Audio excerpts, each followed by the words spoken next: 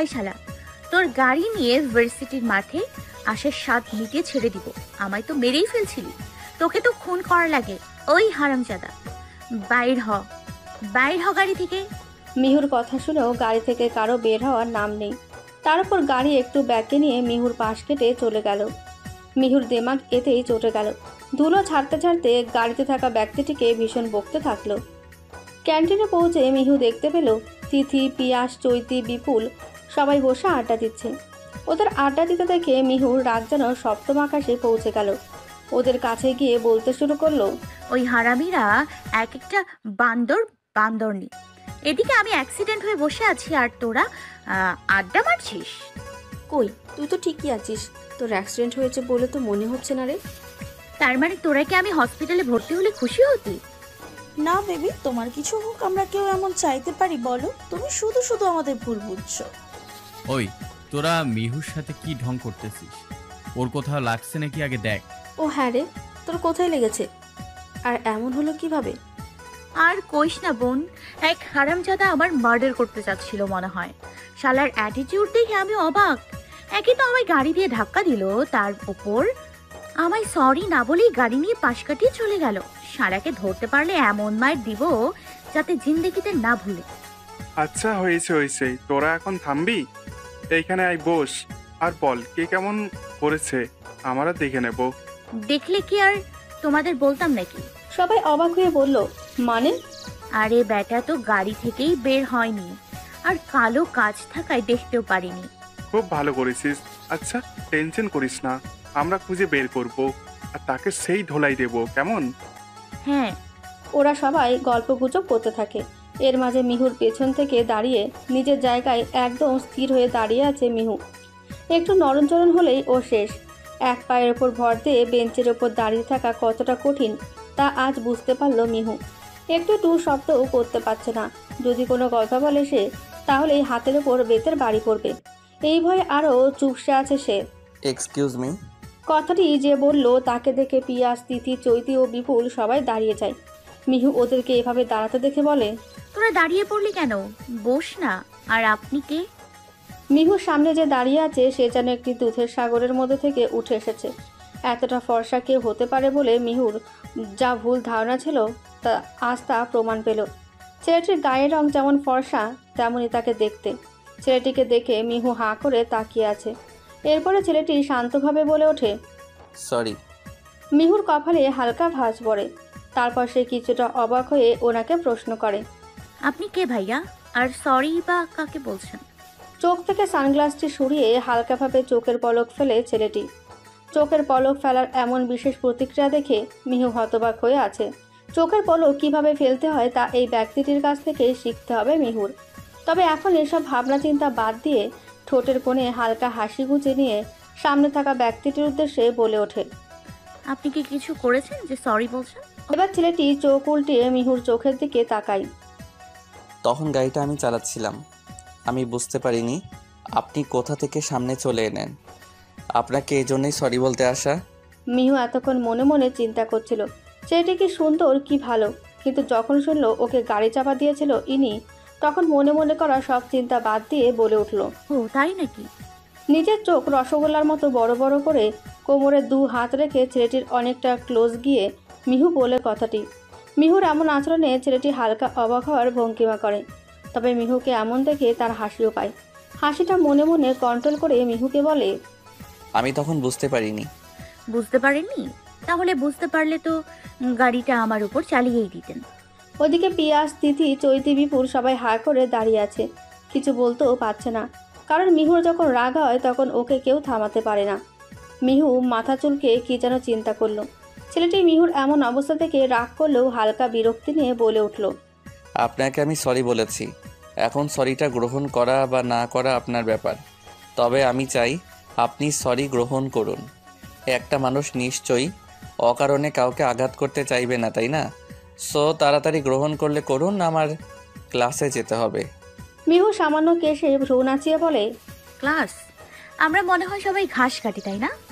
আমাদের দেখে মনে হয় না আমরা ক্লাস করি, তাই না? ক্লাস করতে আসছি দেখো। না না, আপনি ভুল ভাবছেন। আমি তো আপনি আপনার সরি রাখুন, আমি আমার আঘাতটুকু রেখে দেই, কেমন? এটুকু বলে নিজের ফ্রেন্ডদের টেনে নিয়ে ক্যান্টিনের বাইরে চলে আসে সে। ছেলেটি হালকা একটা মুচকি এসে সানগ্লাসটি আবারও পরে নেয়। এরপর সেখান থেকে বেরিয়ে চলে যায়। লাল জামায় একটা সাদা দাগ হয়ে যাওয়াতে মিহু ওয়াশরুমে চলে যায় দাগটি ধুতে। তবে এমন একটা দাগ লেগেছে যেটা কখনোই উঠবে না দেখে মনে হচ্ছে। তবু অনেকটা সময় ধরে নিজের জামার দাগ তুলতে ব্যস্ত ছিল মিহু, তাই ওদিকে ক্লাস শুরু হয়ে গেছিল। হালকা হালকা দাগ ওঠার পর ক্লাসরুমের দিকে পা বাড়ায় সে। ক্লাসরুমের দরজার কাছে এসে ঘড়ি দেখে অলরেডি 25 মিনিট দেরি হয়ে গেছে। তাই আর দেরি না করে দরজায় নক করে বলে, may I come in sir? Teacher class নিচ্ছিল।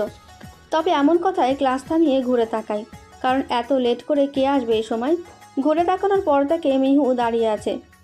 মার্কার ও রাস্তার হাতে সকালের ওই ছেলেটিকে দেখে মিহু অবাক না হয়ে পারে না। অতটাও অবাক হয় না এখন সে, কারণ এই টিচারের সাথে খারাপ বিহেভ করা হয়েছে। আর এখন মিহুকে কি শাস্তি দিতে পারে তা নিয়ে ভাবছে।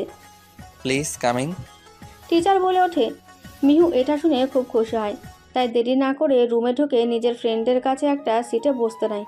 অমনি স্যার বলে, ওয়েট, আপনি সিটে বসবেন না? মানে তাহলে কোথায় বসবো স্যার? এই বেঞ্চের উপর এক পা উঠুন এবং এক পা উঁচু করে কান ধরে দাঁড়িয়ে থাকুন। স্যারের এমন কথায় মিহুর মুখটা কাদো কাদো হয়ে যায়। মনে মনে স্যারকে হাজারটা গালি দিয়ে বেঞ্চে উঠে দাঁড়ায় সে। এখন ওদের সেই স্যারও তখন ক্লাস নিতে শুরু করে। এবার তিনি স্টেজে গিয়ে ক্লাস না নিয়ে মিহুর সামনে থেকে দাঁড়িয়ে লেকচার দিতে শুরু করেন। এরই মাঝে মিহুর পা নড়তে শুরু করে এবং দেখা যায় এক পর্যায়ে মিহু পড়ে যেতে নাই। তখনই মিহুর কোমর শক্ত করে জড়িয়ে আছে একজন। কোমর এমনভাবে জড়িয়ে ধরায় ওর খুব কাতুকুতো লাগছে। বেঞ্চের ওপর থেকে পড়ে যাওয়ার সময় আল্লাহর নাম নিয়ে হাত দিয়ে সেই যে চোখ বন্ধ করে আছে, সে চোখ খোলারই নাম নেই। ওদিকে বারবার ইচ্ছে করে কেউ মিহুর কোমরে চিমটি কাটছে, কেউ ওর সারা শরীর আষ্টেপৃষ্টে জড়িয়ে ধরতে চাইছে। এমনটা হালকা অদ্ভুত লাগায় সে নিজের চোখ করে দেখে যে ও চৈতি ও তিথির কোলের ওপর পড়ে আছে, আর ওরা দুজন মিহুকে এতক্ষণ ধরে ওভাবে চিমটি কেটে যাচ্ছিল। সামনে থাকা স্যার তিথি ও চৈতির দিকে অগ্নিদৃষ্টিতে দেখছে। মিহু ওদের কোলে আর পড়ে না থেকে উঠে দাঁড়ালো। স্যার মিহুর দিকে তাকিয়ে খুবই শান্ত গলায় বলল, now you can sit down. Mihu স্যারের কথা মতো বসতে নিলেই ক্লাস আওয়ারের ঘন্টা বাজলো। স্যার সব স্টুডেন্টের বিদায় জানিয়ে চলে গেল। স্যারের যাওয়ার সাথে সাথে ধরাম দিয়ে বেঞ্চে বসে পড়ল মিহু। খুবই উৎফুল্লতা নিয়ে মিহুকে একে একে নানান প্রশ্ন করতে থাকে তিথি ও চৈতি। মিহু বা চোখের ভ্রু নাচিয়ে ওদেরকে পাল্টা প্রশ্ন করে। আচ্ছা, এই স্যারটা কে রে? নতুন নাকি? চৈতি মুখে একটা চিন্তার ছাপ নিয়ে বলে, নতুন নয়, তবে পুরাতনও নয়। কথাটি শুনে চৈতির কথায় মিহু আরেকটু মনোযোগী হয় এবং কপাল কুঁচকে বলে, মানে? ওনার নাম শাইখ অর্ণব। এই তো তোর এই ভার্সিটিতে আসার 1 মাস আগেই এখানে জয়েন করেছেন। তবে উনি এই 1 মাস ক্লাস নিতেন না। ওনার নাকি কি একটা জরুরি কাজে ফরেন যেতে হয়েছিল, তবে আজ উনি হঠাৎ করেই ফিরেছেন। বুঝলাম, কিন্তু এই 1 মাস উনি কোথায় ছিলেন? সেটা আমরাও জানি না, হতে পারে অফিসিয়াল কোনো কাজে।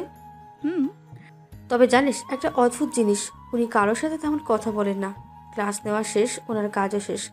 তবে আজকে অ্যাক্সিডেন্টালি তোর সাথে উনি কথা বললেন। তাহলে আমি তো খুব লাকি, তাই না? কারণ আমাদের ভার্সিটির সব মেয়েরা তো ওনার জন্য পাগল, বলা যায় চোখের মণি। আর সেখানে তুই ওনাকে ওভাবে কথা শোনালি। বাদ দে, আমাদের টিচার হয়, এসব টপিক বাদ দেই। এটা বল, আমি তোদের কোলে কিভাবে পড়লাম? আমার তো ফ্লোরে পড়ার কথা ছিল। মিহুর এমন কথায় ওর 4 জন ফ্রেন্ডই হেসেই চলেছে। এদের মাঝে বিপুল হাসতে হাসতে বলে ওঠে, তুই হালকা ম্যাড আছিস জানতাম, কিন্তু এতটা তো জানতাম না। মিহুর মুখ বাঁকা হয়ে যায় কথাটি শোনার পর। এরপর অভিমানী সুরে বলে, ও, আমি তাহলে পাগল হয়ে গেলাম, তাই না?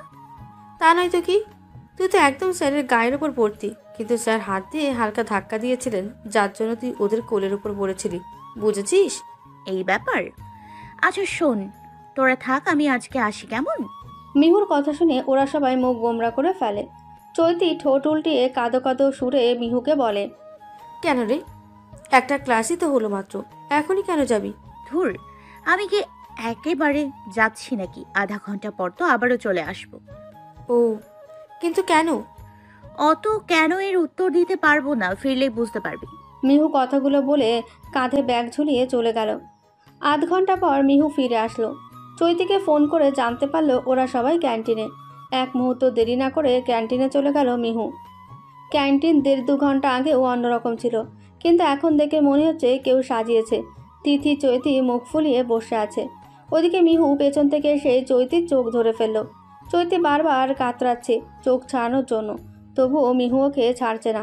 5 মিনিট পর ওর চোখ ছেড়ে দিল মিহু।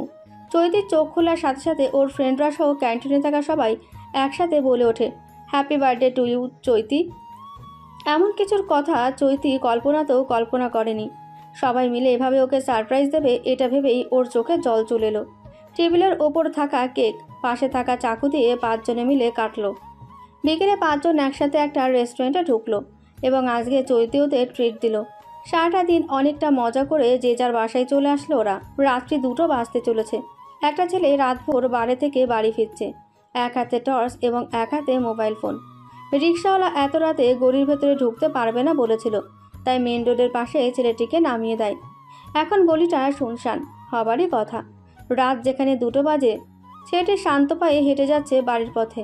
মনোযোগটা মোবাইলের ওপর থাকায় কিছু মনে করছে না সে, কারণ কেউ একজন তাকে ফলো করছে সেটা সে টেরও পাচ্ছে না। ফোন টিপতে টিপতে ছেলেটি কিছুর সাথে হোঁচট খেয়ে পড়ে গেল। সাথে সাথে একটা অশ্রাব্য ভাষায় গালি দিল সে। দেখলো একটা ইট উঁচু হয়ে আছে।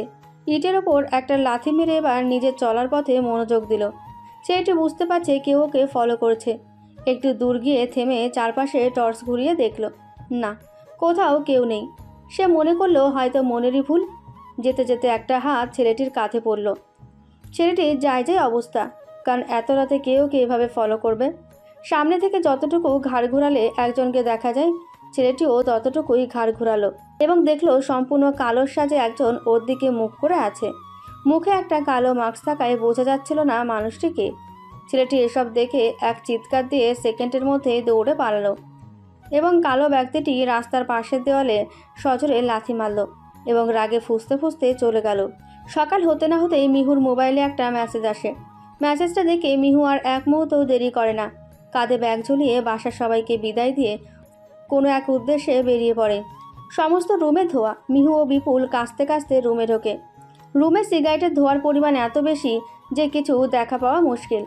লাইট জ্বালিয়ে দিলে মিহু দেখতে পেল খাটের ওপর চিত হয়ে পড়ে আছে একজন। ওরা দুজনে তাড়াহুড়ো করে তাকে উল্টো দিকে ফেরায়। মিহু ও বিপুল দুজনেই অবাক হয়ে যায় পিয়াসের এমন অবস্থা দেখে। পিয়াসের ঠোঁটের এক কোণায় হালকা রক্ত জমে আছে আর চোখের নিচের কালো দাগটা আরও স্পষ্ট হয়ে উঠেছে। দেখে বোঝা যাচ্ছে সারা রাত ঘুমায়নি। একা বাসায় থাকায় কেয়ার করার মতো কেউ নেই। শুধু একটা বুয়া আছে যে রান্না করে দিয়ে যায়। মিহু ও বিপুল মিলে পিয়াসকে ধরে গাড়িতে হসপিটালে নিয়ে গেল। হাসপাতালে বেডে শুয়ে আছে পিয়াস, পাশে দাঁড়িয়ে আছে মিহু ও বাকি সবাই। যখন পিয়াসের হালকা জ্ঞান ফিরল তখন চোখ বন্ধ অবস্থায় বিড়বিড় করে বলছিল, খবরদার না, আমাকে কিছু করো না প্লিজ। পিয়াসের এমন কথা শুনে মিহু ওর মাথায় হাত বুলিয়ে দিতে দিতে শান্ত সুরে বলল, পিয়াস, তুই ঠিক আছিস? কে তোকে কি করবে পিয়াস?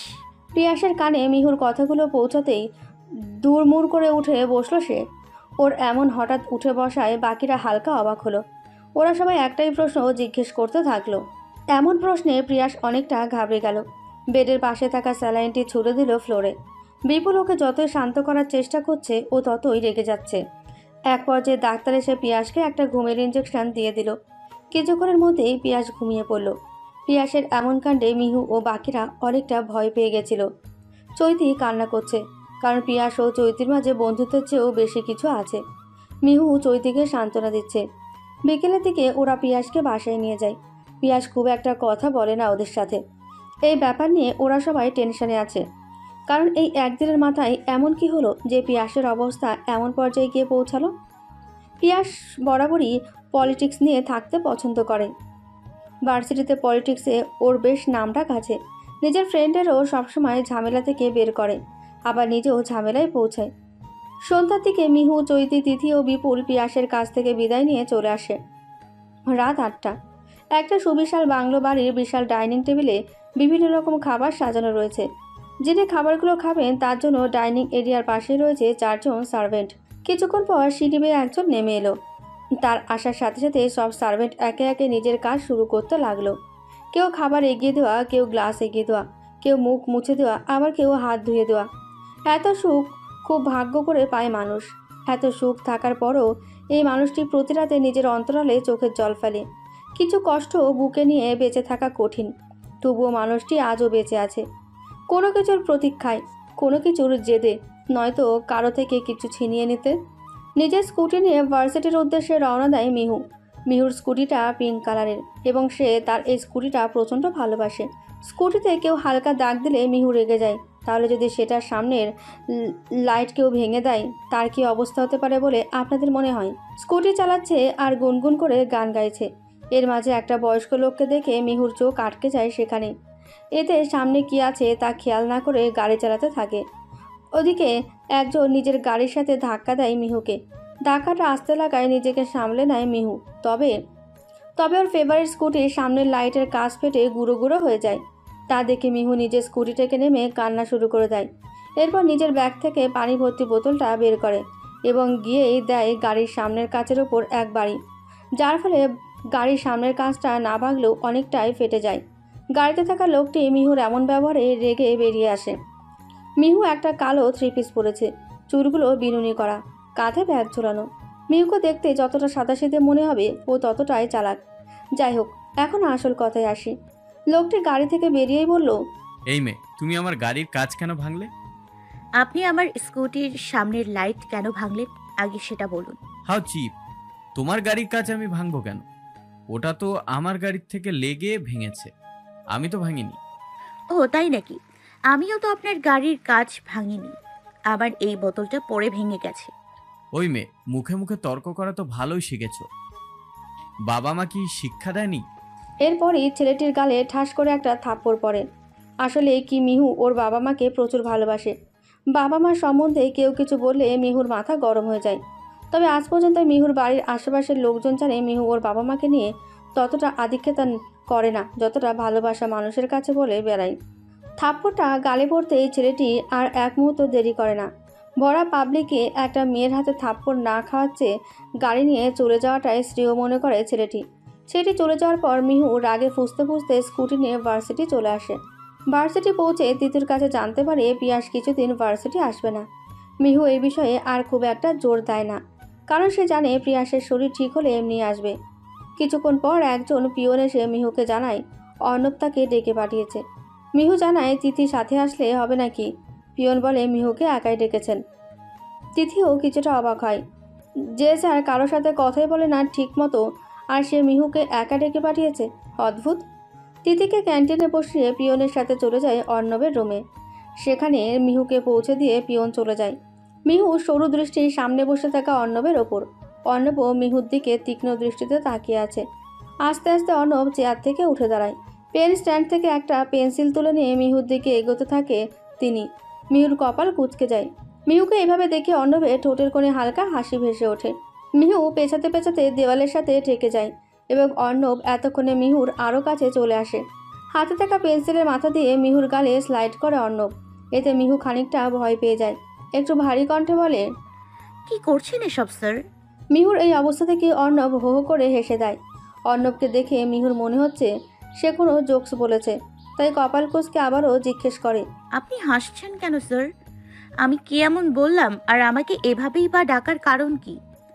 অর্ণব নিজের হাসি থামানোর চেষ্টা করে শার্টের হাতা কনুই পর্যন্ত গোছাতে গোছাতে বলে, তোমার নাম তো মেহেজাবিন, তাই না? সন্দেহের দৃষ্টিতে অর্ণবের দিকে তাকিয়ে বলে, হ্যাঁ, কিন্তু কেন স্যার? এবারে বসন্ত উৎসবে প্রিন্সিপাল সব অ্যারেঞ্জমেন্ট করার দায়িত্ব আমার উপর দিয়েছেন। সাজানো সম্বন্ধে আমার তেমন কোনো ধারণা নেই, আর আমি খোঁজ নিয়ে জানতে পারলাম আর্ট, কোনো কিছু সাজানো, এসব কিছু সম্পর্কে তুমি অনেকটা ভালো জানো। তাই এখন এসব সাজানো গোছানো সব কিছুর ব্যাপারে তুমি আমায় হেল্প করবা। কিন্তু স্যার, এসব করার জন্য তো সিনিয়ররাও রয়েছে, তাহলে আমি কেন? প্রিন্সিপাল স্যার বলে দিয়েছেন হেল্প নিলে অনলি জুনিয়রদের হেল্পই নিতে হবে। স্যার, এসব করতে তো সারাদিন ইউনিভার্সিটিতে থাকতে হবে, তাহলে? So what? তুমি কি বাড়িতে নিজের হাজব্যান্ড আর বাচ্চা কাচ্চা রেখে আসছো? এমন কথা শুনে মিহুর ভ্রু কুঁচকে যায় এবং বিড়বিড় করে বলে, এ নাকি কথা বলতে জানে না, ঝামেলায় ফেলে দিয়ে চ্যাটাং চ্যাটাং কথা বলছে। কতগুলো অর্ণবের কান অবধি পৌঁছায় না। কিছু বললে? না স্যার, কি বলবো, বৈদ্যরাস্তা কবে থেকে এসব কিছুর প্রস্তুতি নিতে হবে? সেটা পরে বলবো, এখন তুমি যেতে পারো। মিহু মনে মনে ভাবছে, নিজেই সেধে সাথে ডেকে নিয়ে এখন কেমন দূর দূর করে তাড়িয়ে দিচ্ছে। মনে মনে হাজারটা গালাগাল দিতে দিতে মিহু বেরিয়ে চলে আসে। তিথির সাথে বিকেলে হালকা শপিং করতে বেরিয়েছে মিহু। আসলে বসন্ত উৎসবের জন্য শপিং করতে বের হওয়া। তিথি নিজের জন্য কুর্তি ও টপস চয়েস করছিল। ও পাশেই মিহু ওকে ভালো মন্দের জাজমেন্ট দিচ্ছিল। কিছু একটা কারণে মিহু পাশে তাকাতে খেয়াল করে একটা মেয়ে ওর দিকে একভাবে তাকিয়ে আছে। মিহু কিছু না ভেবেই চোখ সরিয়ে নেয়। অন্যদিকে মেয়েটি এতদিন পর চিরচেনা ওই মুখটি দেখে থ মেরে যায়। মেয়েটির মুখ থেকে একটা অস্পষ্ট শব্দ বেরিয়ে আসে। অর্নি, মিহু ও তিথির কাজ হয়ে গেলে ওখান থেকে অন্যদিকে হাঁটা দেয়। অচেনা মেয়েটি মিহুর যাওয়ার পথের দিকে ছুটতে থাকে। মিহু নিজেও টের পায় ওকে কখন থেকে মেয়েটি ফলো করছে, তবুও কিছু বলে না। এইভাবে থাকার পর একটা সময় গিয়ে মেয়েটি মিহুর সামনে এসে দাঁড়ায়। মিহু চোখের দিকে তাকায় মেয়েটাও। এরপর ভ্রুকুচকে মিহুকে হালকা ছুঁয়ে দিয়ে হাসি মুখে বলে, অর্নি তুই এখানে? তিথি ও মিহু মেয়েটির কথা শুনে একে অপরের দিকে তাকায়। এরপর একটু হাসার চেষ্টা করে তিথি বলে ওঠে, এক্সকিউজ মি, অর্নিকে? তিথির কথায় মেয়েটি প্রচুর অবাক হয়, কারণ মিহুর চেহারাটা এমন একটি চেহারা যা ভোলার মতো নয়। মেয়েটি আবারও মিহুকে প্রশ্ন করে, অর্নি, আমায় চিনতে পারছিস না? ভুলে গেছিস আমায়? আর তুই এখানে কিভাবে আসলি? এতদিন বা কথায় উধাও হয়ে গিয়েছিলি তুই? মিহু এবার মুখ খোলে। ওয়েট ওয়েট, আমাকে কথা বলার সুযোগ দিন। আপনি কে? আমরা কি একে অপরকে চিনি? আর এই আহ, অর্নিটাই বা কে? তোর কি কিছুই মনে নেই? আপনাকে চিনলে তো মনে থাকবে। আপনি কে? আমি এটুকু বলে থামে মেয়েটি। মনে মনে ভাবে, সে যদি এটা অর্নি না হয় তাহলে কে? না, এ যদি অর্নি না হয় তাহলে আর কিছু বলা যাবে না, কিন্তু এর ওপর নজর রাখতে হবে। আসলে আমি ম্যাম সরি, হয়তো আমি আপনাকে আমার খুব চেনা কারো সাথে গুলিয়ে ফেলেছি। I am really very sorry. No no no, it's okay. এমনটা হতেই পারে, এতে সরি বলার কি আছে? ওকে, তাহলে আমি আসি। বলে একটা হাসি দিয়ে সেই অচেনা মেয়েটি হেঁটে ওখান থেকে চলে আসে। মিহু মেয়েটি যাওয়ার দিকে কপাল কুঁচকে তীক্ষ্ণ দৃষ্টিতে একটাবারের জন্য ফিরে তাকায়। এরপর তিতির হাত ধরে চলে যায়। সন্ধ্যার দিকে বাসায় ফেরে মেহু। ফ্রেশ হয়ে রুমের ব্যালকনিতে এসে দাঁড়ায় সে। একটা দীর্ঘশ্বাস ছাড়ে সে। প্রাকৃতিক হাওয়া ওর কাছে খুবই ভারী ভারী লাগছে। হাওয়া একটু হালকা হলে ভালো হতো, কিন্তু কিছু একটা গভীর চিন্তার ছাপ মিহুর চোখে মুখে জেগে বসেছে। এসব ভাবছিল ঠিক তখনই ওর দরজায় কেউ নক করে। ব্যালকনি থেকে বেরিয়ে রুমে গিয়ে দরজাটা খুলে দিল। দেখলো ওর মা হাতে খাবারের ট্রে নিয়ে দাঁড়িয়ে আছে।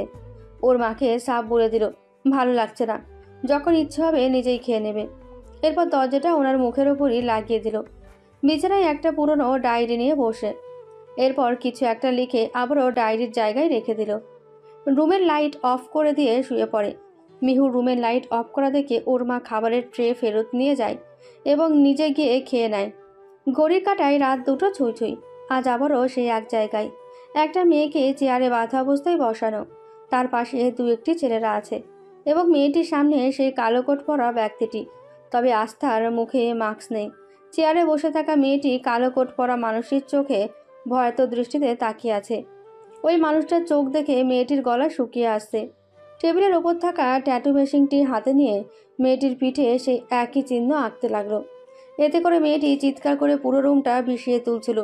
মেয়েটি ওই মানুষটিকে কান্নামাখা সুরে জিজ্ঞেস করলো, আমার সাথে কেন এমন করছিস? আমি তোর কি ক্ষতি করেছি? সে কোনো উত্তর দিল না। সে তো নিজের কাছে ব্যস্ত।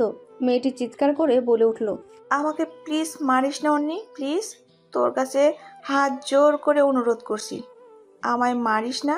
পাশ থেকে একটা ছেলে ডেভিল হাসি দিয়ে বলে ওঠে। আপনাকে ছেড়েও তো দেওয়া যায় না, তাই না? মেয়েটি কাতরাচ্ছে, তবুও সে কান্না ভরা আওয়াজ অন্যের কান পর্যন্ত পৌঁছাচ্ছে না। একটা ঘুমের ইনজেকশন মেয়েটির শরীরে পুশ করে দেওয়া হয় যাতে মেয়েটি ঘুমিয়ে পড়ে। এরপর মাথার পেছনের অংশে একটা ভারী বস্তু দিয়ে আঘাত করা হয়। এমনভাবে আঘাত করা হয় যেটা করলে মেয়েটি মারা যাবে না, তবে সবকিছু ভুলে যাবে। এরপর অর্নি নামে সেই কালো কোট পরা মেয়েটির পাশে থাকা ছেলেদের বলে মেয়েটিকে হাসপাতালে নিয়ে যেতে। ছেলেগুলো অর্নির কথা মতো মেয়েটিকে তাড়াতাড়ি নিয়ে যায়। সবাই চলে গেলে শরীরে মুড়িয়ে থাকা লম্বা কোটখানা খুলে পাশে থাকা চেয়ারের ওপর ছুঁড়ে মারে। মাথার কালো টুপিটা খুলে লম্বা সিল্কি চুলগুলো পিঠ অব্দি ছড়িয়ে দেয় এবং চোখের কোণায় জমে থাকা এক ফোঁটা জল বা হাতের অনামিকা দিয়ে মুছে নেয়। চেহারায় একটা প্রশান্তি ও কষ্টে উভয়েরই ছাপ নিয়ে ওখান থেকে বেরিয়ে আসে সে। সকালে উঠে মোবাইলের রিংটংয়ের আওয়াজে মিহুর মেজাজ চরমে উঠে যায়। রেগে গিয়ে মোবাইলটা এক আছাড় মারে। দেওয়ালের সাথে লেগে একদম ভেঙে যায় ফোনটা। এরপর বালিশে আবারও মুখ গুজে দেয় মিহু। কিছুক্ষণ পর দরজায় প্রচণ্ড কড়া নাড়ার আওয়াজ পায় সে। এক লাফে বিছানায় উঠে বসে রাগে সমস্ত বালিশে মেঝেতে ফেলে দেয়। এরপর একটা ছোট বালিশ হাতে নিয়ে দরজার কাছে যায় সে। দরজা খুলতেই ওপাশে থাকা ব্যক্তিটির মুখের ওপর বালিশটি ছুঁড়ে মারে মিহু। মুখের বালিশটি সরিয়ে তিথি অগ্নিদৃষ্টি নিক্ষেপ করলো মিহুর দিকে। বালিশটিতে মিহুর গায়ে আচ্ছা মতো মারা শুরু করলো সে। যদিও মারগুলো লাগছে না, তাও তিথি অমন করছে, কারণ বালিশটি সোজা ওর নাকে লাগায় অনেকটা ব্যথা পেয়েছে আর বারবার শুধু হাঁচি হচ্ছে। মিহু এবার তিথির হাত থেকে বালিশটা কেড়ে নিয়ে রাগী গলায় বললে, হ্যাঁ রে, সাত সকালে কি পেয়েছিস? আমায় ঘুমোতে দিবি না নাকি? সাত সকাল তাই না? ঘড়িতে দেখ কয়টা বাজে। মিহু ঘড়ির দিকে তাকিয়ে দেখে 9টা বাজে। ক্লাস 11টায় আজকে, তাই খুব আরাম করে ঘুমাচ্ছিল সে। আর তিথি এসে ওর ঘুমের 12টা বাজিয়ে দিল। রাগে জলজল করতে থাকা চোখে তিথির দিকে তাকিয়ে বলে, তোর কি চোখ কানা হয়ে গেছে? বাজে সকাল 9টা আর তুই এসছিস সবাই জাগাতে? ও তাই না? আচ্ছা তোর ফোন চেক কর তো। ফোন চেক করে কি হবে? কি আবার হবে? অর্ণব স্যার কল দিয়েছিল, ধরিসনি কেন? হ্যাঁ নয় হ্যাঁ, তোর ফোন চেক কর। মিহুর চোখ ছানা বড়া হয়ে গেল। তিথির কথা শুনে মিহু তার ফোন চেক করতে যাবে, কিন্তু ফোন খুঁজে পায় না। ওদিকে তিথি দেখলো মেঝেতে মিহুর ফোন ভেঙে গুঁড়ো গুঁড়ো হয়ে আছে। মিহুর মাথায় পেছন থেকে হালকা একটা বাড়ি মেরে তিথি বলে, ওই হারামি, এখানে নিজের ফোন ভেঙে আবার কোথায় খুঁজছিস? ও আল্লাহ, মোবাইল ভাঙলো কিভাবে? বলে বাচ্চাদের মতো করে কান্না শুরু করে দিল। হইছে হইছে, এত নাকামি করতে হবে না। নিজেই ভেঙে এখন নিজেই কান্না করছে, আজব মাইরি। তুই বেশি কথা বলিস না। আচ্ছা শোন, বসন্তের ইভেন্টের সমস্ত আয়োজন শেষ না হওয়া পর্যন্ত স্যার তোকে সহ আমাদের 4 জনকে সকাল সকাল ভার্সিটি পৌঁছাতে বলেছে। কেন কেন এত সকাল সকাল কি করতে যাবো রে? ইটিস পিটিস নাকি? আরে ধুর, সব দায়িত্ব পালন তো করতেই হবে। তার উপর স্যারের কড়া নির্দেশ, আমাদের একটা ক্লাসও মিস করা যাবে না। তাই সকাল সকাল সব কাজ শেষ করে ক্লাস অ্যাটেন্ড করতে হবে সকলকে। ও বুঝলাম। কিচ্ছু বুঝিসনি, জাগিয়ে রেডি হো। ও হ্যাঁ, আচ্ছা তুই 2 মিনিট ওয়েট কর, আমি 10 মিনিটে রেডি হয়ে আসছি, কেমন? তিথি মাথায় হাত দিয়ে বিছানায় বসে পড়ল। একটা white long kurti, blue jeans ও ব্লু কালারের ওড়না, সাথে গোল্ডেন কালারের ফিতার কড়ি, চুলগুলো বিনুনি করা। কপালের সামনে থাকা ছোট ছোট চুলগুলো খুব সুন্দরভাবে হাঁটার তালে তালে উঠছে। নিজের পায়ের দিকে তাকিয়ে হাঁটার গতি অনুসরণ করছে মিহু। তিথি ওর হাত ধরে থাকায় ওপরে না তাকিয়েও হাঁটতে পারছে সে। সামনে স্যারকে দাঁড়িয়ে থাকা দেখে মিহুর হাতটা ছেড়ে দেয় তিথি। মিহু তো সেদিকে খেয়াল নেই, সে তার পায়ের দিকে তাকিয়ে হেঁটেই চলছে। ওদিকে যে সামনে একজনের সাথে ধাক্কা খেতে চলেছে তা ওকে কে বলবে? বলতে বলতে ধাক্কা খেল সামনে থাকা ব্যক্তিটির সাথে। মিহু পড়ে যেতে নিলেই ধরে নেয় সে। তিনি অন্য কেউ নন, আসলে সে যে অর্ণব এটা তো জানার কথা, তাই না? আচ্ছা যাগ্গে এখন বলি। মিহুকে ধরে ফেলে অর্ণব। মিহুও নিচের হাত দিয়ে জাপটে ধরে আছে অর্ণবকে। একটু পর নিজের থেকে আলাদা করে মিহু দুভাউ শক্ত করে চেপে ধরে। চোখ মুখ শক্ত করে মিহুর দিকে তাকিয়ে ধমকের সুরে অর্ণব বলে ওঠে, মাথা নিচু করে হাঁটার কি দরকার? চোখে কাপড় বেঁধে হাঁটলেই তো পারো। যত সব। তোমার হেল্প লাগবে, এজন্য আজকের মতো সহ্য করলাম, নইলে নাও গো ফ্রম হেয়ার। কথাগুলো এত জোরে বলে যে মিহুর চোখ বেয়ে টুপটাপ বৃষ্টি শুরু হয়। অর্ণবের কাছ থেকে নিজেকে ছাড়িয়ে দৌড়ে চলে যায় গার্লস কমন রুমে। মিহুর চোখে জল দেখে অর্ণবের মনে কিছুটা খারাপ লাগলেও এই খারাপ লাগাটাকে মনের মাঝে ছাপ ফেলতে দেয় না সে। তাই ঘড়িটা একবার দেখে নিয়ে নিজের কাজের জন্য অন্যদিকে হাঁটা দেয় সে। জামার ডান হাতের কাঁধের অংশটুকু অনেকটা ছিঁড়ে গেছে, কাঁধের ওই জায়গাটুকু লালও হয়ে গেছে কিছুটা। এটাই খুঁটিয়ে খুঁটিয়ে দেখছে মিহু। পাশে বসে ওকে ওর বেস্টরা সান্ত্বনা দিচ্ছে। মিহু কাঁদতে কাঁদতে বলছে, এই কেমন টিচার রে? এভাবে আমায় কেউ কোনো দিন বকেনি, আর এই শালা স্যার আমায় এভাবে ধুয়ে দিল। তোরও কি কম দোষ আছে নাকি? ওভাবে চিনে তাকিয়ে কেউ হাঁটে? মিহু কিছুটা অপরাধী সুরে মুখ গোমরা করে বলল, তাও ঠিক। আচ্ছা চল এখন স্যারের কাছে যাই। হ্যাঁ রে, ধমককে মন ভরেনি, আবারও যেতে চাচ্ছিস স্যারের কাছে? তুই কি মনে করেছিস স্যার তোকে খুব ভালো ভাববে। তোরা গেলে আমি চললাম। বলে উঠে যায় মিহু। বাকিরা কোনো উপায় না পেয়ে মিহুর পিছু পিছু চলে যায়। অডিটোরিয়ামের মাঝখানে কোমরে 2 হাত দিয়ে চারপাশে দেখছে মিহু। কোনো কিছু সাজানো গোছানোর আগে সবকিছু পরখ করে নেওয়াটা ওর অভ্যাস। ইমাজিনেশনের পাওয়ারটা নাকি অনেক বেশি, আর মিহু ওর কাজের আগে সবসময় এই ইমাজিনেশন অ্যাপ্লাই করে। এতে ওর কাজগুলো খুব গোছানো হয়। অডিটোরিয়ামের গ্যালারিতে বসে অর্ণ তীক্ষ্ণ দৃষ্টিতে মিহুর দিকে তাকিয়ে আছে। অর্ণবের মনে মনে এটাই ভাবছে, এই মেয়েটা কেন সব বিষয়ে এত বেশি বেশি করে। এতটা চঞ্চল কেউ হতে পারে তা মিহুকে দেখলে বোঝা যায়।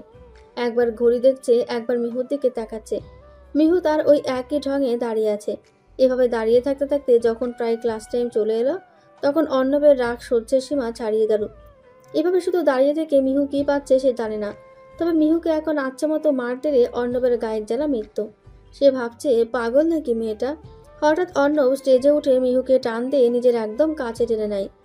অর্ণবের যখন রাগ অনেকটা বেড়ে যায়, সে তখন কাঁপা কাঁপা সুরে কথা বলে। নিজের রাগকে অর্ণব কখনো কখনো কন্ট্রোল করতে পারে না, এবং এরই মাঝে কোনো কোনো সময় ভুল করে বসে। মিহু অর্ণবের এতটা কাছাকাছি আসায় ভয় পেয়ে যায়। নিজের ভয়ের ছাপ মুখে প্রকাশ করে না সে। তোমার জন্য আজকে এতটা টাইম খরচ করে এখানে বসে আছি, আর তুমি কিনা কাজ করা বাদ রেখে দাঁড়িয়ে দাঁড়িয়ে দেখছো। আসলে তোমার থেকে হেল্পের কথা বলাই উচিত হয়নি আমার। স্যার, আপনি আমায় ভুল বুঝছেন। আমি তো আর একটা কথাও নয়, এখন যা করার আমি করব। আমার কারো হেল্পের কোনো প্রয়োজন নেই। Got it? Now get lost. নিজের থেকে ধাক্কা দিয়ে সরিয়ে দিল মিহুকে। মিহু খানিকটা মন খারাপ করলেও কিছু একটা ভেবে একটা মুচকি হাসি দিয়ে বেরিয়ে গেল। অর্ণবের মনে হলো মিহুর এই মুচকি হাসির মাঝে এমন অনেক কথা আছে যা ও এই হাসিটা দিয়ে বলে গেল। তবে নিজের কাজ নিয়ে টেনশনে থাকায় এসব নিয়ে আর অত মাথা ঘামালো না সে। অর্ণব ভাবলো আজ কোনো মতেই এসব কাজ করা সম্ভব নয়। যা করার কাল সকালে করতে হবে আবার। এরপর সে অডিটোরিয়াম ছেড়ে চলে আসলো। টেবিলে রাখা কফির কাপটা হাতের হালকা ধাক্কায় গড়িয়ে পড়ল। এতে অর্ণবের কোলে থাকা ল্যাপটপের ওপর অনেকটা কপি পড়ে গেল। হকচকিয়ে ল্যাপটপ নিয়ে দাঁড়িয়ে পড়ল সে। ল্যাপটপের ওপর অনেকটা কপি পড়ে যাওয়ায় তা অন হচ্ছিল না। এতে অর্ণব মাথায় হাত দিয়ে বসে পড়ল। ভার্সিটির বসন্ত উৎসবের জন্য রাত জেগে অনেকটা কষ্ট করে অডিটোরিয়াম সাজানোর প্ল্যান করেছিল ল্যাপটপে। এখন যদি সেই ল্যাপটপই নষ্ট হয়ে যায় তাহলে কি করে হবে? বেডের ওপর বসে নিজের চুল একটা একটা করে ছিঁড়তে ইচ্ছে করছে তার। টেবিলের ওপর থাকা সমস্ত কাগজপত্র হাত দিয়ে টান মেরে ফেলে দিল সে। বিছানা থেকে মোবাইলটা হাতে তুলে নিয়ে একজনকে ফোন দিল। আজ বিকেলের মাঝেই আমার সব রেডি চাই বলে আবার ফোনটা কেটে দিল। এছাড়া অর্ণবের কাছে আর কোনো উপায় নেই। কালকেই অনুষ্ঠান। এই উপায় ছাড়া কালকের মধ্যে কিছুই অ্যারেঞ্জমেন্ট করতে পারা যাবে না। কিন্তু ওদিকে যে মিহু ওর দলবল নিয়ে সবকিছু কমপ্লিট করছে তা ওনার জানা নেই। সকাল থেকে বিকেল হয়ে গেছে, মিহুও তার দলবল মিলে সবকিছু সাজাচ্ছে। অর্ণবের ডাকা লোকজন এসেছিল, তবে মিহুই ওদের তাড়িয়ে দিয়েছে। সবকিছু গোছগাছ করা হয়ে গেলে পুরোটা অডিটোরিয়াম দেখতে অসাধারণ লাগছে। বাকি সব টুকটাক কাজ সেরে সন্ধ্যার দিকে ওরা সবাই বাড়ি ফেরে।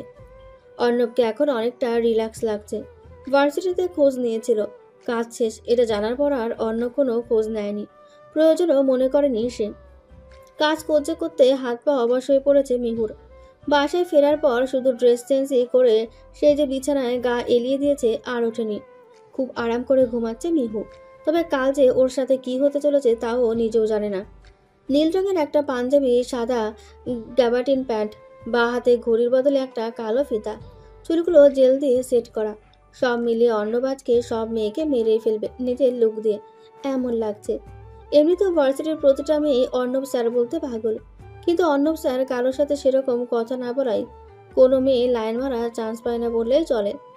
সেখানে মিহু একমাত্র মেয়ে যাকে অর্ণবের অনেকটা জেনুইন লেগেছিল, যে কারণে নিজে থেকেই মিহুর সাথে হালকা কথা বলেছিল। মিহুর সাথে ভাব জমাতে নয়, আসলে এটা বুঝতে সবাই কেন রূপের পেছনে ছোটেন, নিজের ব্যক্তিত্বটা ছোট করে ফেলে। সে যাই হোক, মিহুর সাথে সেদিন হালকা মনোমালিন্য হওয়ায় খারাপ লাগলেও দুঃখ পাচ্ছিল না অর্ণব। এটা একটা স্বাভাবিক ব্যাপার, তাই কিছু মনে করা নেই। গাড়ি থেকে নেমে যেই না একটু পা ফেলতে যাবে, ঠিক তখনই ভার্সিটির বারান্দা ও মাঠের মাঝে অবস্থান করা সব মেয়েরা তাকে ঘিরে ধরে। কাছে এসে সবাই চিল্লাচিল্লি করাতে অর্ণবের ভীষণ রাগ তো হচ্ছে, সাথে বিরক্তিটাও হচ্ছে। রাগকে কন্ট্রোল করতে না পেরে সবার উদ্দেশ্যে জোরে একটা ধমক দিয়ে দেয়, সাথে সাথে সবাই চুপ। মেয়েদের ভিড়ের থেকে খানিকটা দূর দিয়ে একটা মেয়ে ওদের দিকে তাকাচ্ছিল। মাথায় একটা ফুলের টায়রা, বাসন্তী রঙের শাড়ি, হাতে সব রঙের মিশ্রণের রেশমি চুড়ি, কপালে ছোট্ট একটা কালো টিপ, ঠোঁটে হালকা লাল রঙের লিপস্টিক। সব মিলিয়ে যেন একটা স্বপ্নের রাজকুমারী হেঁটে যাচ্ছে। অর্ণবের খেয়াল সেদিকে হতেই যেন ভাষা হারিয়ে যায়। সে তো মিহু। তবে মিহুকে এই বাসন্তী রঙের শাড়িটাতে দেখতে দারুণ লাগছে। অর্ণবের কেন জানি মনে হচ্ছে ওর সবচেয়ে অপছন্দের রঙটিও আজকে সেই পারফেক্ট কাউকে পেয়েছে। অর্ণবের অপছন্দের রং বাসন্তী কেন যেন আজ খুবই ভালো লাগছে।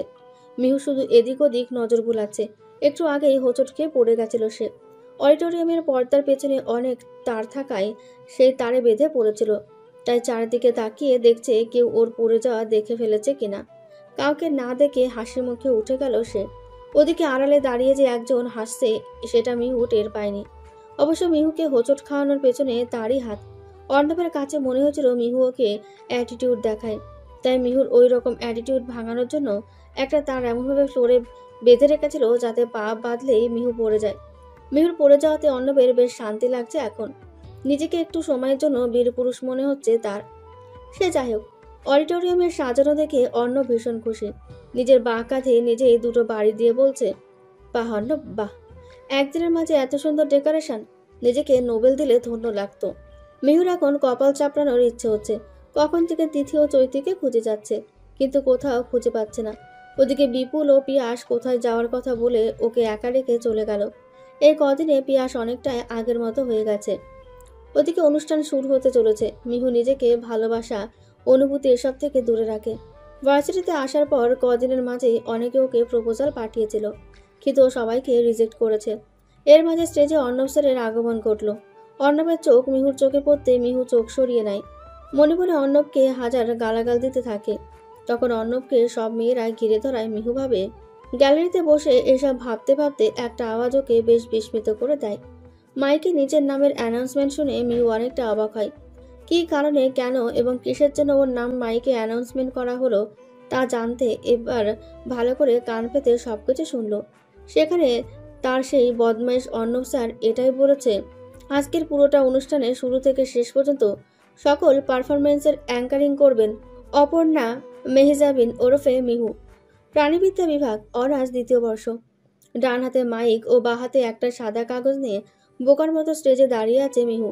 অর্ণব স্যার যে ওকে এমন একটা বাজ দেবে জানা থাকলে আজ ভার্সিটি আসতো না ও। এভাবে কোনো প্র্যাকটিস ছাড়া কি অ্যাঙ্কারিং করা যায়? পর্দার আড়ালে দাঁড়িয়ে অর্ণব হেসেই চলেছে। মিহুর আগেও একবার এসব করেছে, তাই আর ভয় না পেয়ে শুরু করে দেয়। সাথে তিথি ও চৈতি থাকায় ততটাও ভয় পাচ্ছে না। এবারও অর্ণবকে হার মানালো মিহু।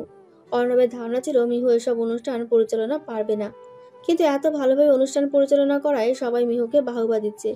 মিহু ফেরার সময় অর্ণবের সাথে দেখা হলে বলে, স্যার বাস তো আজ খাইছিলাম, কিন্তু দেখলেন সেটাই আবার কিভাবে অন্যজনকে দিয়ে দিলাম। অর্ণব মিহুর কথায় মুখে খানিকটা বিরক্তির ছাপ নিয়ে বলে, রাস্তা ছাড়ো তো, কোত্থেকে যে আসে, উফ। অর্ণব চলে গেল।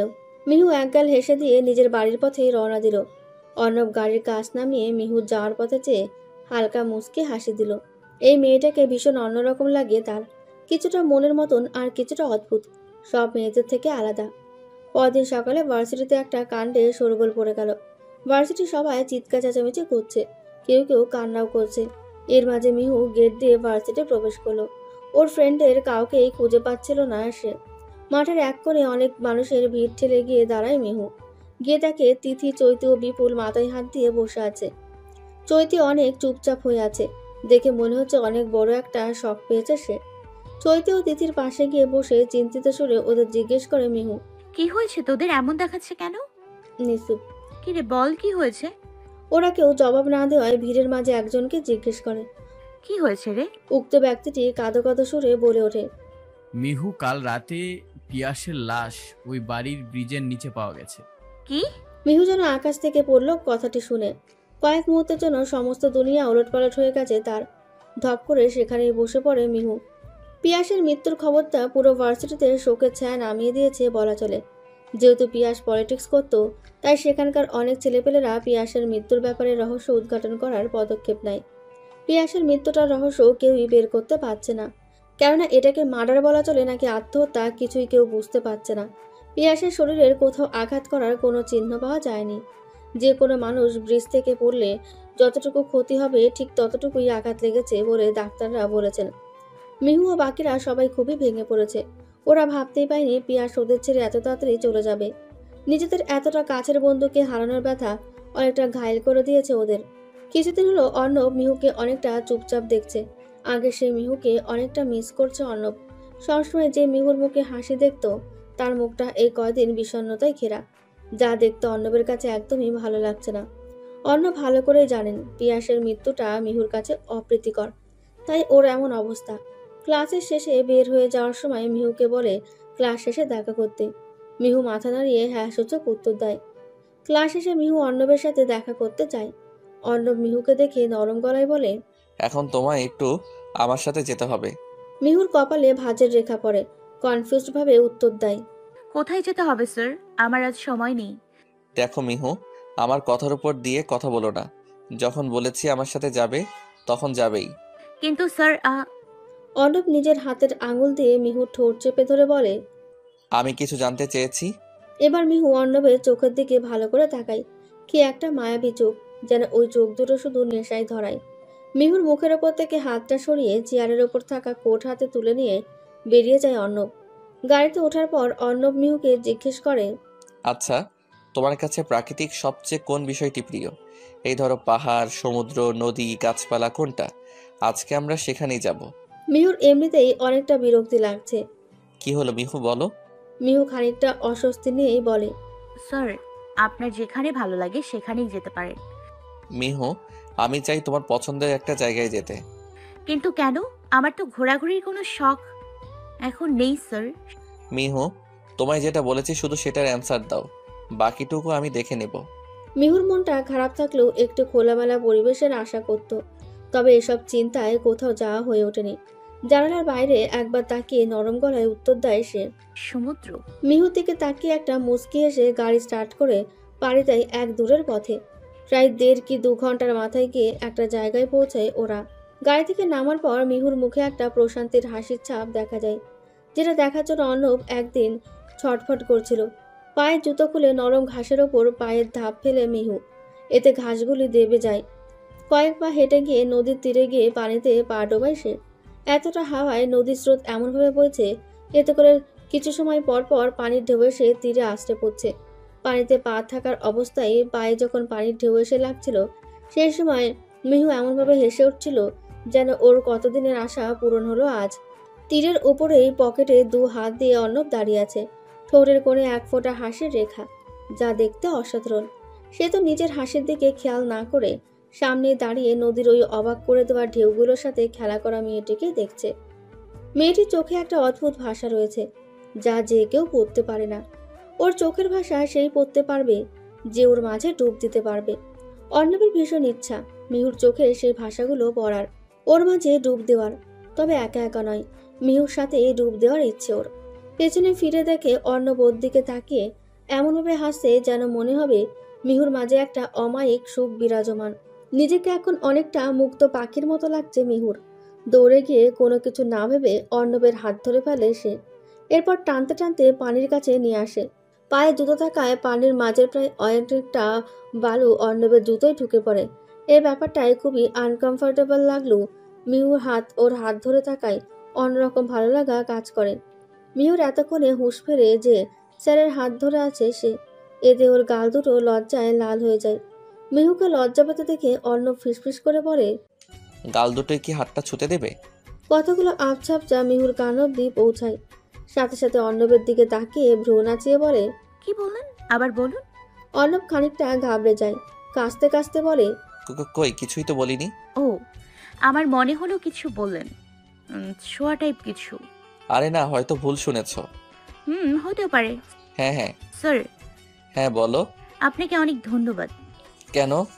তোমায় নিয়ে ঘুরতে এসেছি বলে? না, সে কারণে নয়। তাহলে? এই ঘুরতে তো ইচ্ছে করলে আসাই যেত, তবে কি মন অনেক খারাপ ছিল। কেউ যে মন ভালো করার জন্য এভাবে এভাবে একটা গিফট দেবে ভাবতে পারিনি। নিজের কাছেই অনেকটা খারাপ লাগছে। আপনার সম্পর্কে অনেকটা ভুল ধারণা করতাম জানেন। নিজের ভালো মন্দের বিষয়টা আমি নিজেই ডিসাইড করি, তাই বেশিরভাগ সময়ই বিষণ্ণতায় কাটে আমার। আজকে এখানে এসে এই খোলা হাওয়া ও নদীর জলে কি ছিল আমি জানি না, তবে একটা জিনিস অবশ্যই ছিল, সেটা হলো প্রশান্তি। অনেকেই অনেকে নিজের এতটুকু দুঃখ নিয়ে এতটাই ব্যস্ত যে এমন কিছুর থেকে আলাদা হয়ে যায়, এতে করে নিজের জীবনটাকে একটু সুখের ছোঁয়াও দিতে পারে না। কিছু কিছু হাওয়া এমন আছে যা শরীরে একটা আনন্দের অনুভূতি দেয়, সেটা আমি এখানে এসে পেয়েছি এবং তার জন্য অসংখ্য ধন্যবাদ স্যার। মিহুর বলা কথাগুলো অর্ণবকে বিমোহিত করে তোলে। মেয়ের প্রতি যেটুকু অনুভূতি ছিল তা যেন আরও কয়েক ইঞ্চি বেড়ে যায়। নদীর পানি খানিকটা তুলে মুখের পুরোটা ভিজিয়ে নেয়। মিহু এবং অর্ণবকেও করতে বলে। পানিতে মুখটা হালকা ভিজিয়ে নেওয়াতে একটা শীতল হাওয়া চোখে মুখে ছেয়ে পড়ে, যা অর্ণবকে জীবনের এই প্রথমবার এতটা সুন্দর প্রকৃতির কাছাকাছি টানে। সন্ধ্যা নামার কিছুক্ষণ আগে অর্ণব মিহুকে ওর বাড়ির সামনে নামিয়ে দিয়ে যায়। ম্যাম, আর কতদিন ওই হারামজাদাকে এভাবে ছেড়ে দিয়ে রাখবেন? যতদিন মুক্তভাবে থাকবে ঠিক তত কষ্ট পাবে ও। কাউকে ছিনিয়ে তাহলে ওকে তো ছাড়ার প্রশ্নই আসে না। যদি ওকে ছেড়েই দেই তাহলে বাকিদের মারার কি প্রয়োজন ছিল? আচ্ছা ম্যাম, ওই শায়েক অর্ণবী কি আসল ভিলেন? হা হা বলে হাসিতে লুটিয়ে পড়ে অর্ণি। রাত 12টা বাজতে চলেছে, কিন্তু ওর কাছে এই সময়টা রাতের শুরু। মিহুর দৃষ্টি সামনে বসে থাকা অর্ণবের দিকে। ওর বিছানার পাশে গালে হাত দিয়ে বসে আছে অর্ণব। বাথরুমে পড়ে গিয়ে পাটা মচকে যাওয়ায় কিছুদিন ভার্সিটি যাওয়া হয়ে ওঠেনি ওর। মিহুর ভার্সিটি না যাওয়া নিয়ে আর কেউ টেনশন করুক বা না করুক, অর্ণব ঠিকই চিন্তা করছিল। তাই তো থাকতে না পেরে চলে এলো মিহুকে দেখতে। কিছুটা রেগেও আছেন উনি। ওদের বাসায় এসে দু একটা বকাঝকাও দিয়েছেন মিহুকে। বকা খাওয়ার সময় মিহুর মনে হচ্ছিল অর্ণবের অক্সিজেন এতদিন এখানে ছিল, যেন ওকে দেখে স্বস্তি পেল অর্ণব। এমনটা দেখে মিহু যতটা হাসি পাচ্ছিল ঠিক ততটাই সন্দেহ হচ্ছিল, কারণ এসব লক্ষণ তো ভালো নয়, নিশ্চয়ই কোনো ভেজাল আছে। অর্ণবকে চুপচাপ গালে হাত দিয়ে বসে থাকতে দেখে ও বলে, আচ্ছা স্যার, একটা প্রশ্ন করি। অর্ণব কিছু ভাবছিল। মিহুর কথায় ধ্যান ভাঙল, একটু ভরকে গিয়ে বলল, হ্যাঁ বলো। আচ্ছা, অন্য কোনো স্টুডেন্ট হলেও কি আপনি তাকে তার বাসায় গিয়ে দেখে আসতেন? মিহুর এমন প্রশ্নের জন্য মোটেও প্রস্তুত ছিল না অর্ণব। সে জানে এই প্রশ্নের উত্তর তা জানা নেই, তাই মিহুকে একটা ধমক দিলেন। Shut up. তুমি এত বক বক কেন করো বলো তো? পা মচকে বিছানায় পড়ে আছে, তাও তোমার কথা শেষ হয় না?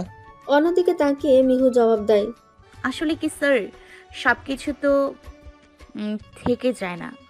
যেটা থাকার সেটা হলো কথা, তাই মন খুলে কথা বলাটা আমার সবচেয়ে বেশি প্রিয়। কথাগুলোর মাঝে অর্ণব একটা বিষণ্ণতা খুঁজে পেয়েছে। ওর কিছুক্ষণের জন্য এটা মনে হচ্ছিল এই দুরন্ত মেয়েটার মাঝে কিছু তো আছে, যা সে প্রকাশ করে না, যাতে মানুষ না বোঝে সে কারণে হাসির পর্দা দিয়ে ঢেকে রাখে ভেতরে সেই মিহুকে। মিহু, আমি এখন উঠি। অনেক সময় হয়ে গেছে এসেছি। তোমার বাবা মায়ের সাথেও তো দেখা হলো না। বাবা মা গ্রামের বাড়িতে গেছেন। দাদুর শরীরটা প্রখর খারাপ তো, তাই আমার ছোট ভাইয়াকে রেখে গেছেন। আজ সন্ধ্যায় চলে আসবেন বোধহয়। ওকে, তাহলে আমি আসি। Bye and take care. লাফালাফি করো না একদম, কেমন? অর্ণব যাওয়ার সময় আবারও ফিরে তাকালো আর নরম সুরে বলল, মিহু। জি স্যার, বলুন। না কিছু নেই, এমনি। বলে একটা নজর করা মুচকি হাসি দিল এবং চলে গেল। মিহুর মনে মনে একটা কথাই চলছিল, আমি যা ভাবছি যদি তাই হয়ে থাকে তাহলে তো। আজ মিহুর পাটা ঠিক হয়েছে অনেকটা, হাঁটতে পারবে এমন। ওদের বাসা থেকে কিছুটা রাস্তা হেঁটে তারপর বড় রাস্তায় গিয়ে রিক্সা ধরতে হয়। হালকা খুঁড়িয়ে খুঁড়িয়ে হাঁটতে দেখে রাস্তায় থাকা কয়েকটা গাঁজাখোর টাইপের ছেলেরা মিহুকে উদ্দেশ্য করে বলে, দেখ দেখ, হাঁটতে পারছে না। এই যে এভাবে হাঁটছে কেন? পায়ে ব্যথা? এসো, আমি কোলে তুলে নিয়ে যাই, কেমন? মিহু ওদের নজর আন্দাজ করে চলে যেতে নিলেই ওরা আবারও বলে ওঠে, কি হলো? আমাদের দেখো পছন্দ হচ্ছে না বুঝি? পাশ থেকে আরও একজন বলে, আরে এভাবে পছন্দ হবে না, ঘরে নিয়ে গেলে ঠিকই পছন্দ হবে। মিহুর আর সহ্য হচ্ছে না, চোখ বেয়ে পানি পড়বে পড়বে ভাব। হঠাৎ ছেলেগুলোর মাঝে একজনের মুখে জোরে একটা ঘুষি পড়ল।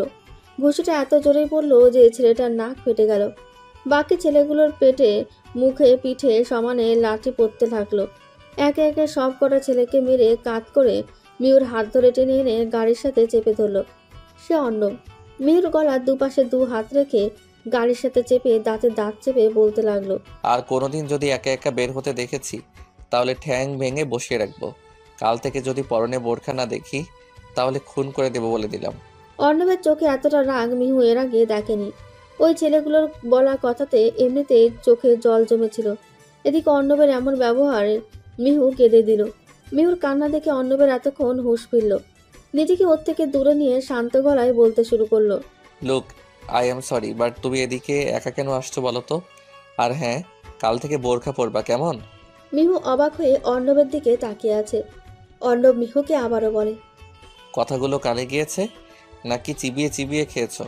স্যার, আগে একটা কথা বলুন, আপনি এখানে কি করছিলেন? অর্ণব এবার একটু দোটানায় পড়ে গেল। কি জবাব দেবে? কোনো জবাব না দিয়ে মিহুকে বলে, অত শত তোমার জানতে হবে না, গাড়িতে ওঠো। কিন্তু স্যার। গাড়িতে ওঠো বলছি। মিহু আর কোনো উপায় না পেয়ে গাড়িতে উঠে বসলো। তারপর ওরা দুজনেই ভার্সিটির উদ্দেশ্যে রওনা দিল। ওদিকে মিহু ও অর্ণবের দিকে কেউ যে নজর রাখছে তার খবর তো জানে না। আড়ালে বসে হেসে চলেছে সে। ক্লাসের মধ্যে একা দাঁড়িয়ে যেখানটায় প্রতিদিন মিহু বসে সেখানটায় তাকিয়ে ঠোঁটের কোণে এক ফোঁটা হাসির ঝিলিক নিয়ে আছে অর্ণব। মিহুকে যে ও ভালোবাসে এর মাঝে কোনো সন্দেহ নেই। তবে কতটুকু বাসে তা যদি মিহু জানতো তাহলে হয়তো ওর কাছ থেকে দূরে দূরে থাকতো না। আজ সেখানে সেই নদীর পাড়ে মিহুকে নিয়ে যাবে সে। মিহুর মাঝে যে কি আছে তা অন্য ভেবে পায় না। মেয়েটি সবার থেকে আলাদা। আসলে কি আর বলা যাবে? হয়তো যাকে ভালোবাসা যায় তাকে অন্য সবার থেকে আলাদা মনে হবে, এটাই নর্মাল। তবে কি মিহু মেয়েটা একদমই আলাদা? ওর মুখে হাসি থাকলে ওর ভেতরে কিছু তো একটা আছে। মনে হয় যেন হাসিটা ওর মুখে একটা পর্দা মাত্র। আর সেই পর্দা কেউ সরাতে পারেনি বলে ও নিজেই হাসিটা নিয়ে নিজেকে ঢেকে রেখেছে। তবে যদি আমি সরাতে পারি তাহলে? যদি ওর বুকে সত্যিকারের হাসিটা ফোটাতে পারি? ক্লাসরুমে দাঁড়িয়ে আনমনে এসব বলছিল অর্ণব। তবে ওর কথাও যে কেউ শুনছিল তাও জানে না। যে এসব কিছু শুনছিল সে অর্ণবের কাছে অপরিচিত হলেও অর্ণব তার কাছে ভীষণ পরিচিত। এমন পরিচিত যে কখনো ভোলার নয়। আচ্ছা, সেটা কি মিহু যে অর্ণবের সব কথা শুনছিল? ক্লাসরুমের বাইরে দিয়ে আস্তে আস্তে হেঁটে যাচ্ছিল মিহু। ক্লাসরুমে একা কারো কথার আওয়াজে থেমে যায়। কতগুলোর মাঝে মিহু নাম শুনতে পাওয়ায় দরজার কাছে কান পেতে থাকে। অর্ণবের বলা কথাগুলো শুনে মিহুর মুখে একটা বিজয়ের হাসি ফুটে ওঠে। আর যাই হোক, শেষমেশ ও নিজের কাজে সফল হতে পেরেছে। এটাই সেই টাইমটা যার জন্য মিহু এতটা দিন ওয়েট করে এসেছে। কপালের সামনে আসা চুলগুলোকে ফু দিয়ে সরিয়ে স্বাভাবিক পায়ে হেঁটে কোনো এক জায়গার উদ্দেশ্যে রওনা দেয় সে। রাত 8টা বাজতে চলল। নদীর তীরে একটা সুন্দর সাদা রঙের গোলাপ হাতে দাঁড়িয়ে আছে অনেকক্ষণ। কারণ অর্ণবের প্রেয়সী আজ সাদা রঙের একটা ড্রেস পরে আসবে। ওর প্রেয়সী যখনই মাটিতে পা রাখবে ঠিক তখনই নিজের মনের কথাগুলো তাকে উদ্দেশ্য করে বলে দেবে অর্ণব। প্রথমবার, তবে কেমন একটা সুরসুরি কাজ করছে ওর। আজ একটা নার্ভাস ফিলিংস। অর্ণব চেয়েছিল মিহুকে সাথে করে আনবে, তবে মিহু ফোনে জানিয়ে দেয় ওর ফ্রেন্ডের সাথে আসবে এখানে। মিহুর ফ্রেন্ডের কথা বলায় আর কথা বলানি অর্ণব। তবে এতক্ষণ তো লাগার কথা না, তাই একবার ফোন করলো মিহুর নম্বরে। কিন্তু নাম্বারটাও সুইচ অফ বলছে। বারবার ট্রাই করছে অর্ণব, তবুও মিহুর ফোনে কল যাচ্ছে না। অর্ণব এবার অনেকটা দুশ্চিন্তায় পড়ে গেল। ঠিক আছে তুমি এটা। কিছুক্ষণ পর একটা আননোন নাম্বার থেকে অর্ণবের ফোনে কল আসে। কলটা ধরে কানে নিতেই ওপাশ থেকে খুব চেনা একটি মেয়েলি কণ্ঠ ভেসে আসে। Don't worry Mister Shaikh Arnab, Mihu is absolutely fine, just wait for 5 minutes, she is on her way.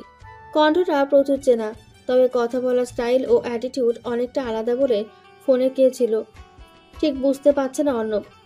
Mihu ঠিক আছে, এটাই অর্ণবের জন্য এনাফ।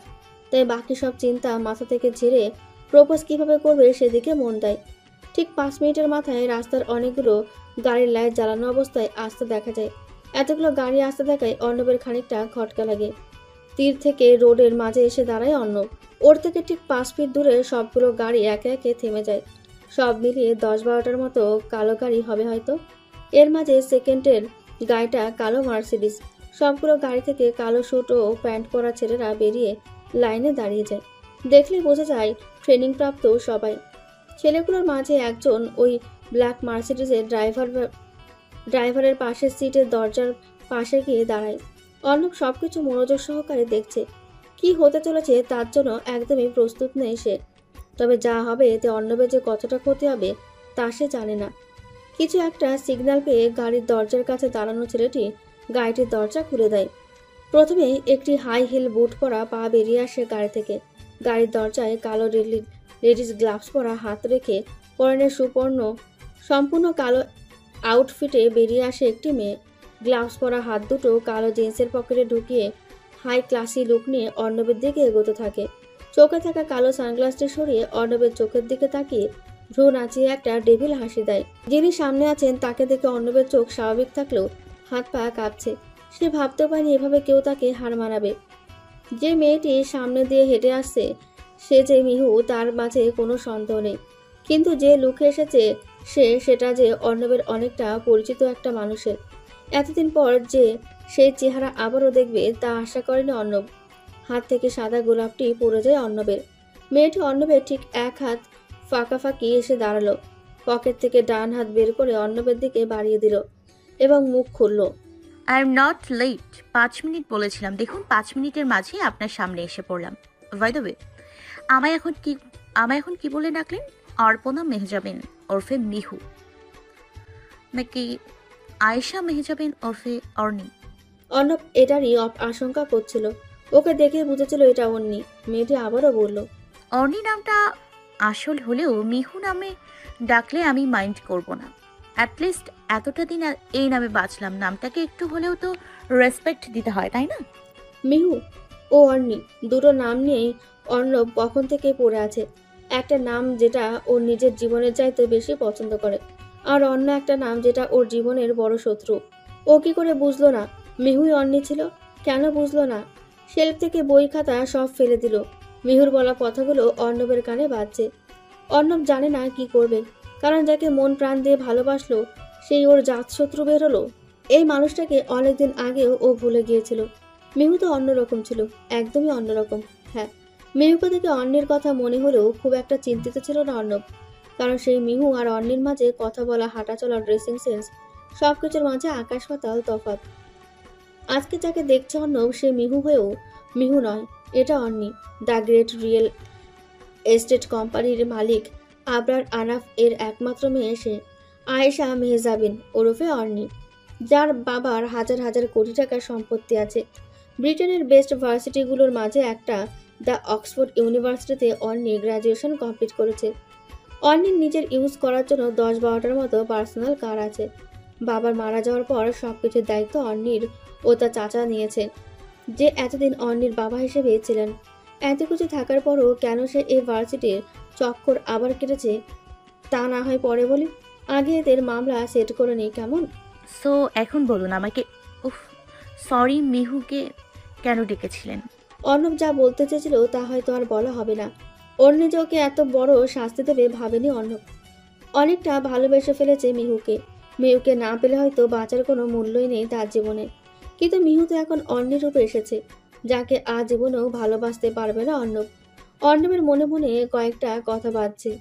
ঘৃণায় পরিপূর্ণ ছিলাম, এরপরই তোমার স্পর্শ পেলাম। জানতাম না সেই ঘৃণায় ফিরে আসবে। শত্রু ছিলাম তুমি, আমি জানি এখনো তোমার কাছে শত্রুই আছি, কিন্তু এদিকে আমি তোমায় ভালোবেসে মরেছি। যে কয়জন ছিল আপনার সাথে হাত মিলিয়ে সব কটাকে টপকে দিয়েছি, আপনাকেও টপকাতাম। পরে দেখলাম যেহেতু আপনি এই গেমের মাস্টার মাইন্ড, সেহেতু আপনাকে একটু অন্যরকম ভাবে মারি। তাই এসব প্ল্যান আর কি।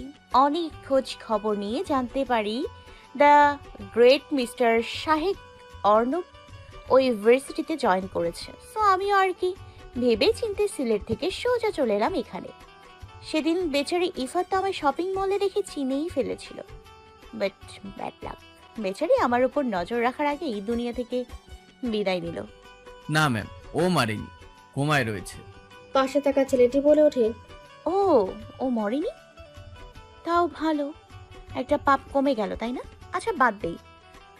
তারপর আপনার সাথে ওসব মন খারাপের নাটক, পিয়াসের মৃত্যুতে ইমোশনাল হওয়ার নাটক, পা ভাঙার নাটক, ও গড, এত প্রবলেমস আমার লাইফে কখনো ফেস করিনি যতটা এই ঢাকাতে এসে করতে হয়েছে।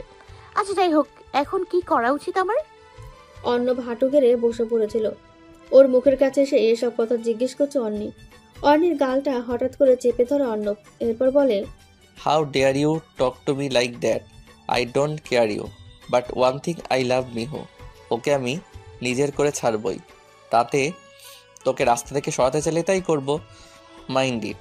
পাশে থাকা ছেলেরা অর্ণবকে ধরে কিলঘুষি মারতে শুরু করে। অর্ণি নিজেকে সামলে নিয়ে ছেলেগুলোকে থামতে বলে। পাশে থাকা ছেলেটির থেকে সানগ্লাসটি নিয়ে চোখে গুজে উল্টো পথে হাঁটা দেয় অর্ণি। অর্ণির মাঝের মিহু আস্তে আস্তে শেষ হতে থাকে। অর্ণব উঠে দাঁড়ায়, এক চিৎকার দিয়ে বলে, I love you Mihu, I love you. আমার কোনো আফসোস নেই। আমি মরেছি, আমি তোমায় ভালোবেসে মরেছি মিহু। You are mine. বড় সে আলিশান বাংলোর সবচেয়ে দামি কামরাটা অর্ণির। বাংলাদেশের প্রায় প্রতিটা জেলাতেই ওর বাবা একটা করে এমন আলিশান বাংলো করে গেছেন, কারণ সারা বাংলাদেশে ওনাদের কোম্পানির শাখা ছড়িয়ে ছিটিয়ে আছে। বিছানার এক কোণে বসে অর্ণির চোখের জল গড়াচ্ছে আনমনে। প্রতি রাতে সে এমনটা করে, তবে আজ কষ্টটা একটু বেশি। কেন সে তা নিজেও জানে না, তবে মন ভাঙার কষ্ট কি তা সে জানে। তাই তো অর্ণবকে এমন একটা শাস্তি দেওয়ার প্ল্যান করেছিল সে। পরের ভার্সিটিতে অর্ণি সেই আগের রূপেই যায়, মিহু রূপে। ক্লাসের দরজার কাছে গিয়ে ঢুকতে যাবে, তখনই একটা হাত ওর হাতটা চেপে ধরে টানতে টানতে স্টোর রুমে নিয়ে চলে যায়। ঘটনার আকস্মিকতায় কে মিহুকে এভাবে টানছে তা দেখতে পায় না সে। যতটা সম্ভব হাত ছাড়ানোর চেষ্টা করলেও ছাড়াতে পারে না। স্টোর রুমটা এমনিতেই অন্ধকার, তার উপর সেই ব্যক্তিটি দরজা লাগিয়ে দেয়। আস্তে আস্তে মিহুর অনেকটা কাছাকাছি চলে আসে সে। এরপর হাতে স্লাইড করতে করতে এক পর্যায়ে ঠোঁটে চলে যায় হাতের আঙুলগুলো। আঙুল দিয়ে ঠোঁট চেপে ধরে সামনে থাকা ব্যক্তিটি বলে, ডোন্ট ওয়ারি, তোমায় কিছু করব না। আর এমনিতেও আমাদের বিয়ের তো আর বেশি দেরি নেই, সো এটুকু ধৈর্য তো ধরতেই পারি, তাই না? মিহুর আর বুঝতে বাকি নেই যে সে কে। মুখের উপর থেকে এক ঝটকায় হাতটি সরিয়ে অর্ণবের গাল বরাবর কষে একটা থাপ্পড় মারে মিহু। নিজেকে অর্ণবের থেকে কিছুটা দূরে নিয়ে গর্জিত কণ্ঠে বলে ওঠে, how dare you to touch me. আপনি যে একজন ভিলেন তা আগেই জানতাম, বাট ক্যারেক্টারলেস তা জানতাম না। ছি, আর বিয়ে, হ্যাঁ, কি ভেবেছেন আপনি কি আমি জীবনে বিয়ে করব? না, জীবনেও না। আপনি ভাবলেন কিভাবেই অর্ণি আপনাকে বিয়ে করবে? চটটা ও বাকি কথাগুলো সহ্য হলেও ক্যারেক্টারলেস কথাটা অর্ণব সহ্য করতে পারল না। মিহুর গলাটা চেপে ধরে একটানে নিজের একদম কাছে এনে দেওয়ালে পিঠ ঠেকিয়ে চেপে ধরল। গলাটা এতটা জোরে ধরায় মিহু অনেকটা কষ্ট পাচ্ছে। অর্ণবকে উদ্দেশ্য করে বলল, ক্যারেক্টারলেস না। এখন যদি এই ফাঁকা রুমে তোর কোনো ক্ষতি করি তাহলে কেউ কিছুই টের পাবে না, বুঝলি? তোর সাথে পারলে অনেক খারাপ করতে পারতাম, কিন্তু করিনি। কেন জানিস? কারণ তোকে ভালোবাসি। তোর তো ধারণাও নেই আমি তোকে কতটা ভালোবাসি। যদি ধারণা থাকতো তাহলে এমন কথা বলতে পারতি না। বাকি রইল বিয়ের কথা। তাহলে শোন, কি মনে করেছিস তোর ধোঁকা দেওয়ার পর আমি দেবদাস হয়ে বসে থাকবো? কখনো না। এই শায়েক অর্ণবকে 1 ইঞ্চিও তুই চিনিস নি। তোর বিয়ে একমাত্র আমার সাথেই হবে। তুই যেখানে থাকিস সেখান থেকেই তোকে খুঁজে এনে আমার বউ বানাবো, আর সেটা খুবই তাড়াতাড়ি হবে, মনে রাখিস। মিহুর গলা ছেড়ে দেয় অর্ণব। মিহু মনে হয় মৃত্যুর মুখ থেকে ফিরে আসলো। গলাটা ধরে জোরে জোরে প্রশ্বাস নিচ্ছে ও, আর মনে মনে হাজারটা গালি দিচ্ছে অর্ণবকে। অর্ণব আবারও বলে, তোকে এখানে নিয়ে আসার একটা কারণ ছিল। সাথে সাথে রুমটায় হাজার হাজার টিপ টিপ লাইট জ্বলে উঠল, সাথে অনেক বেলুন ও সাইড টেবিলে রাখা একটা কেক ও চাকু। মিহু এসব থেকে সামান্য ভ্রু কুচকাল। অমনি অর্ণব মোমবাতি জ্বালাতে জ্বালাতে বলল, অত না ভেবে এসে কেকটা কাট। সার্টিফিকেটে তোমার বার্থডেট দেখেছিলাম। আর হ্যাঁ, এখন এই কেক না কাটলে আমি তোমায় কেটে ফেলবো। মিহু আর দেরি না করে কেক রাখা টেবিলটার পাশে গিয়ে দাঁড়ালো। ওর কাছে অসহ্য লাগলেও কিছু করার নেই, কারণ এখন ওর আশেপাশে কোনো গার্ড নেই। এমন তেমন করলে যদি সত্যিই মেরে দেয়। কেকটা কেটে অর্ণব মিহুকে একটুখানি খাইয়ে দিল। খেতে না চাইলেও অর্ণব জোর করে মুখে পুরে দিল। এরপর মিহু চলে যেতে চাইলে আবারও অর্ণব ওকে চেপে ধরে ও ঘাড়ে মুখ গুজে দেয়। অর্ণবের এতটা কাছাকাছি এসে মিহুর সমস্ত শরীরে একটা কারেন্ট বয়ে যায়। নিজেকে অর্ণবের থেকে দূরে সরাতে চাইলে সে নেশা ধরানোর সুরে বলে, তুমি কি বুঝতে পারছো না তোমার মাঝে কতটা ডুবে গেছি আমি? এতটা যে সাঁতরে আর কিনারা পাচ্ছি না। পকেট থেকে একটা ডায়মন্ড পাথরের লকেটওয়ালা চেন বের করে মিহুর গলায় পরিয়ে দেয় মিহুকে। পেছন থেকেই মিহুর মাথায় একটা চুমু এঁকে দেয় অর্ণব। মিহু হালকা ছুট পেয়ে তাড়াতাড়ি সেখান থেকে বেরিয়ে যায়। অর্ণব সেখানে নিচ দিকে তাকিয়ে দাঁড়িয়ে থাকে। ওর কপালের সামনে আসা অবাধ্য চুলগুলো খেলা করতে থাকে। ওর মনে একটাই ভাবনা, মিহুকেও পাবেই, তবে ভালোবেসে, জোর করে নয়। রুমে বসে একটা কথাই ভাবছে অর্ণি। এর মাঝে অন্যের রুমে ওর চাচি বিনা পারমিশনে ঢুকে পড়ে। অন্নির কাছে এসব বিষয় খুবই বিরক্তিকর। কারো রুমে নিশ্চয়ই বিনা পারমিশনে ঢোকা উচিত নয়। তাই রেগে ওর চাচিকে বলে, ছোট মা আপনাকে কতবার বলেছি বিনা পারমিশনে কারোর রুমে না ঢুকতে। ওর চাচিও কথাটা শুনে বেশ রাগ হয়, তবে কিছু বলে না। এখন বলুন কেন আসতে হলো? তোর ছোট আব্বু তোকে ডাকছিল তাই। অন্নি অন্য কারো কথা বা আদেশে মানলেও ওর ছোট আব্বুকে ভীষণ মানে। উনিও অন্নিকে ছোটবেলা থেকেই অনেক ভালোবাসে। অন্নির কথাটি শুনে বলে, ও ঠিক আছে, আপনি যান, আমি 2 মিনিটের ভেতরে আসছি। কিছুক্ষণ পর অন্নি ও ছোট আব্বুর রুমের সামনে গিয়ে দরজায় নক করে। ভেতর থেকে আওয়াজ আসে, দরজা খোলা আছে মামুনি, এসো। হাসি মুখে ভেতরে প্রবেশ করে অন্নি। বিছানায় চাচার পাশে গিয়ে বসে সে। একটা মুচকি হাসি দিয়ে চাচাকে উদ্দেশ্য করে বলে, আমায় ডেকেছিলেন ছোট আব্বু? একটা জরুরি দরকারে ডেকেছিলাম তোমায়। জরুরি দরকার? কি দরকার? মামুনি, তোমায় কিছু কথা বলি, আমার কথায় রাগ করো না। আমার বড় ভাই মানে তোমার বাবা আমার কাছে দায়িত্ব রেখে গেছিলেন তোমার সব কিছুই আমি দেখি। এখনো দেখো, তুমি বড় হয়েছো, তোমার গ্র্যাজুয়েশন কমপ্লিট, আর বিজনেসের দায়িত্ব সামলাও।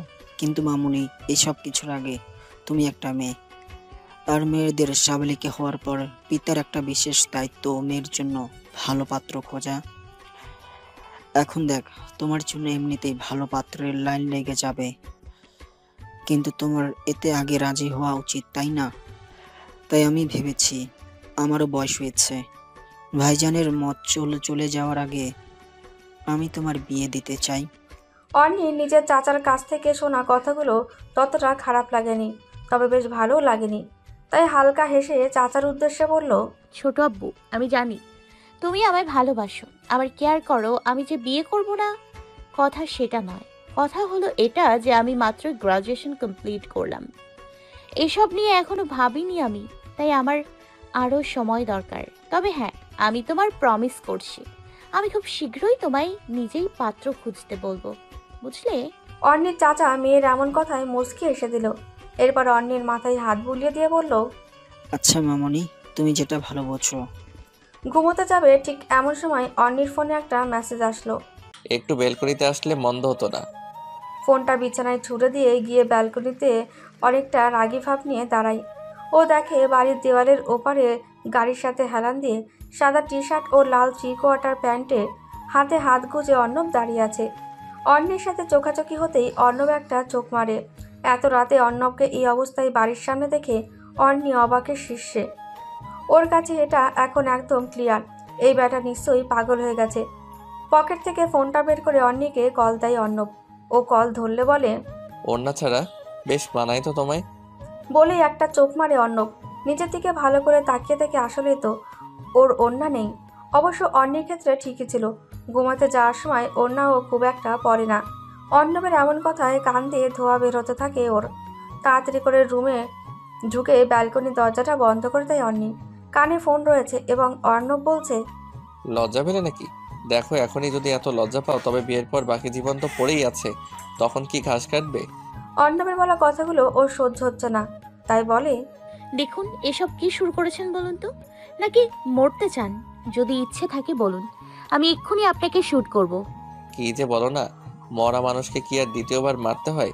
আমি তো সে কবেই মরেছি, যেদিন থেকে তোমায় ভালোবেসেছি, ঠিক সেদিন থেকেই তোমায় ভালোবেসে মরেছি। What rubbish! দেখো, তুমি মানো আর না মানো, এটা শিওর যে তোমার ফিউচার হাজবেন্ড আমি হব। সো আমায় এভাবে ইগনোর না করে একটু ভালোবাসো, এতে পড়ে গিয়ে তোমারই ভালো হবে, অন্তত লজ্জা পেতে হবে না। অর্নি রেগে ফোনটা কেটে দেয়। ব্যালকনির দরজাটা কাচের হাওয়ায় অর্নি একবার উকি দেয়। অমনি অর্ণব হাত নাড়িয়ে হাই দেয়। সাথে সাথে অর্নি গিয়ে বিছানায় বসে পড়ে। ওর মনে এখন কেমন যেন একটা অদ্ভুত আবেগ কাজ করছে। ম্যাম, আপনাকে বলছিলাম না এইসব কিছুর সাথে আরও একজন জড়িত আছে? অফিসে নিজের কেবিনে দাঁড়িয়ে ফাইল ঘাটছিল অর্নি। তখন ওর পার্সোনাল স্টাফ হাঁপাতে হাঁপাতে এসে বলল কথাটি বলে অর্নির কপাল কিঞ্চিত পরিমাণে কুঁচকে গেল। ফাইলটা স্বাভাবিকভাবে বন্ধ করে টেবিলে রাখলো। এরপর টেবিলের ওপর রাখা পেপার ওয়েট হাতে নিয়ে ঘোরাতে গিয়ে চেয়ারে বসলো। স্টাফের হাঁপানো দেখে সামনে রাখা পানি ভর্তি গ্লাসটা তার দিকে এগিয়ে দিল অর্নি। ও স্টাফ একবার অর্নির দিকে ও একবার গ্লাসের দিকে চেয়ে ছো মেরে গ্লাসটি তুলে নিল। এরপর গ্লাসে থাকা সবটুকু পানি সেকেন্ডের মাঝেই শেষ করলো। পানি খাওয়ার ধরন দেখে মনে হলো এবার অন্নি শান্ত গলায় জিজ্ঞেস করলো, নাও লেট মি, সকালের খাবার খেয়েছেন? সামনে থাকা স্টাফ কথাটি শুনে বেশ অবাক হলো, কেননা জরুরি খবরটি না শুনে ম্যাডাম এমন প্রশ্ন কেন করছেন।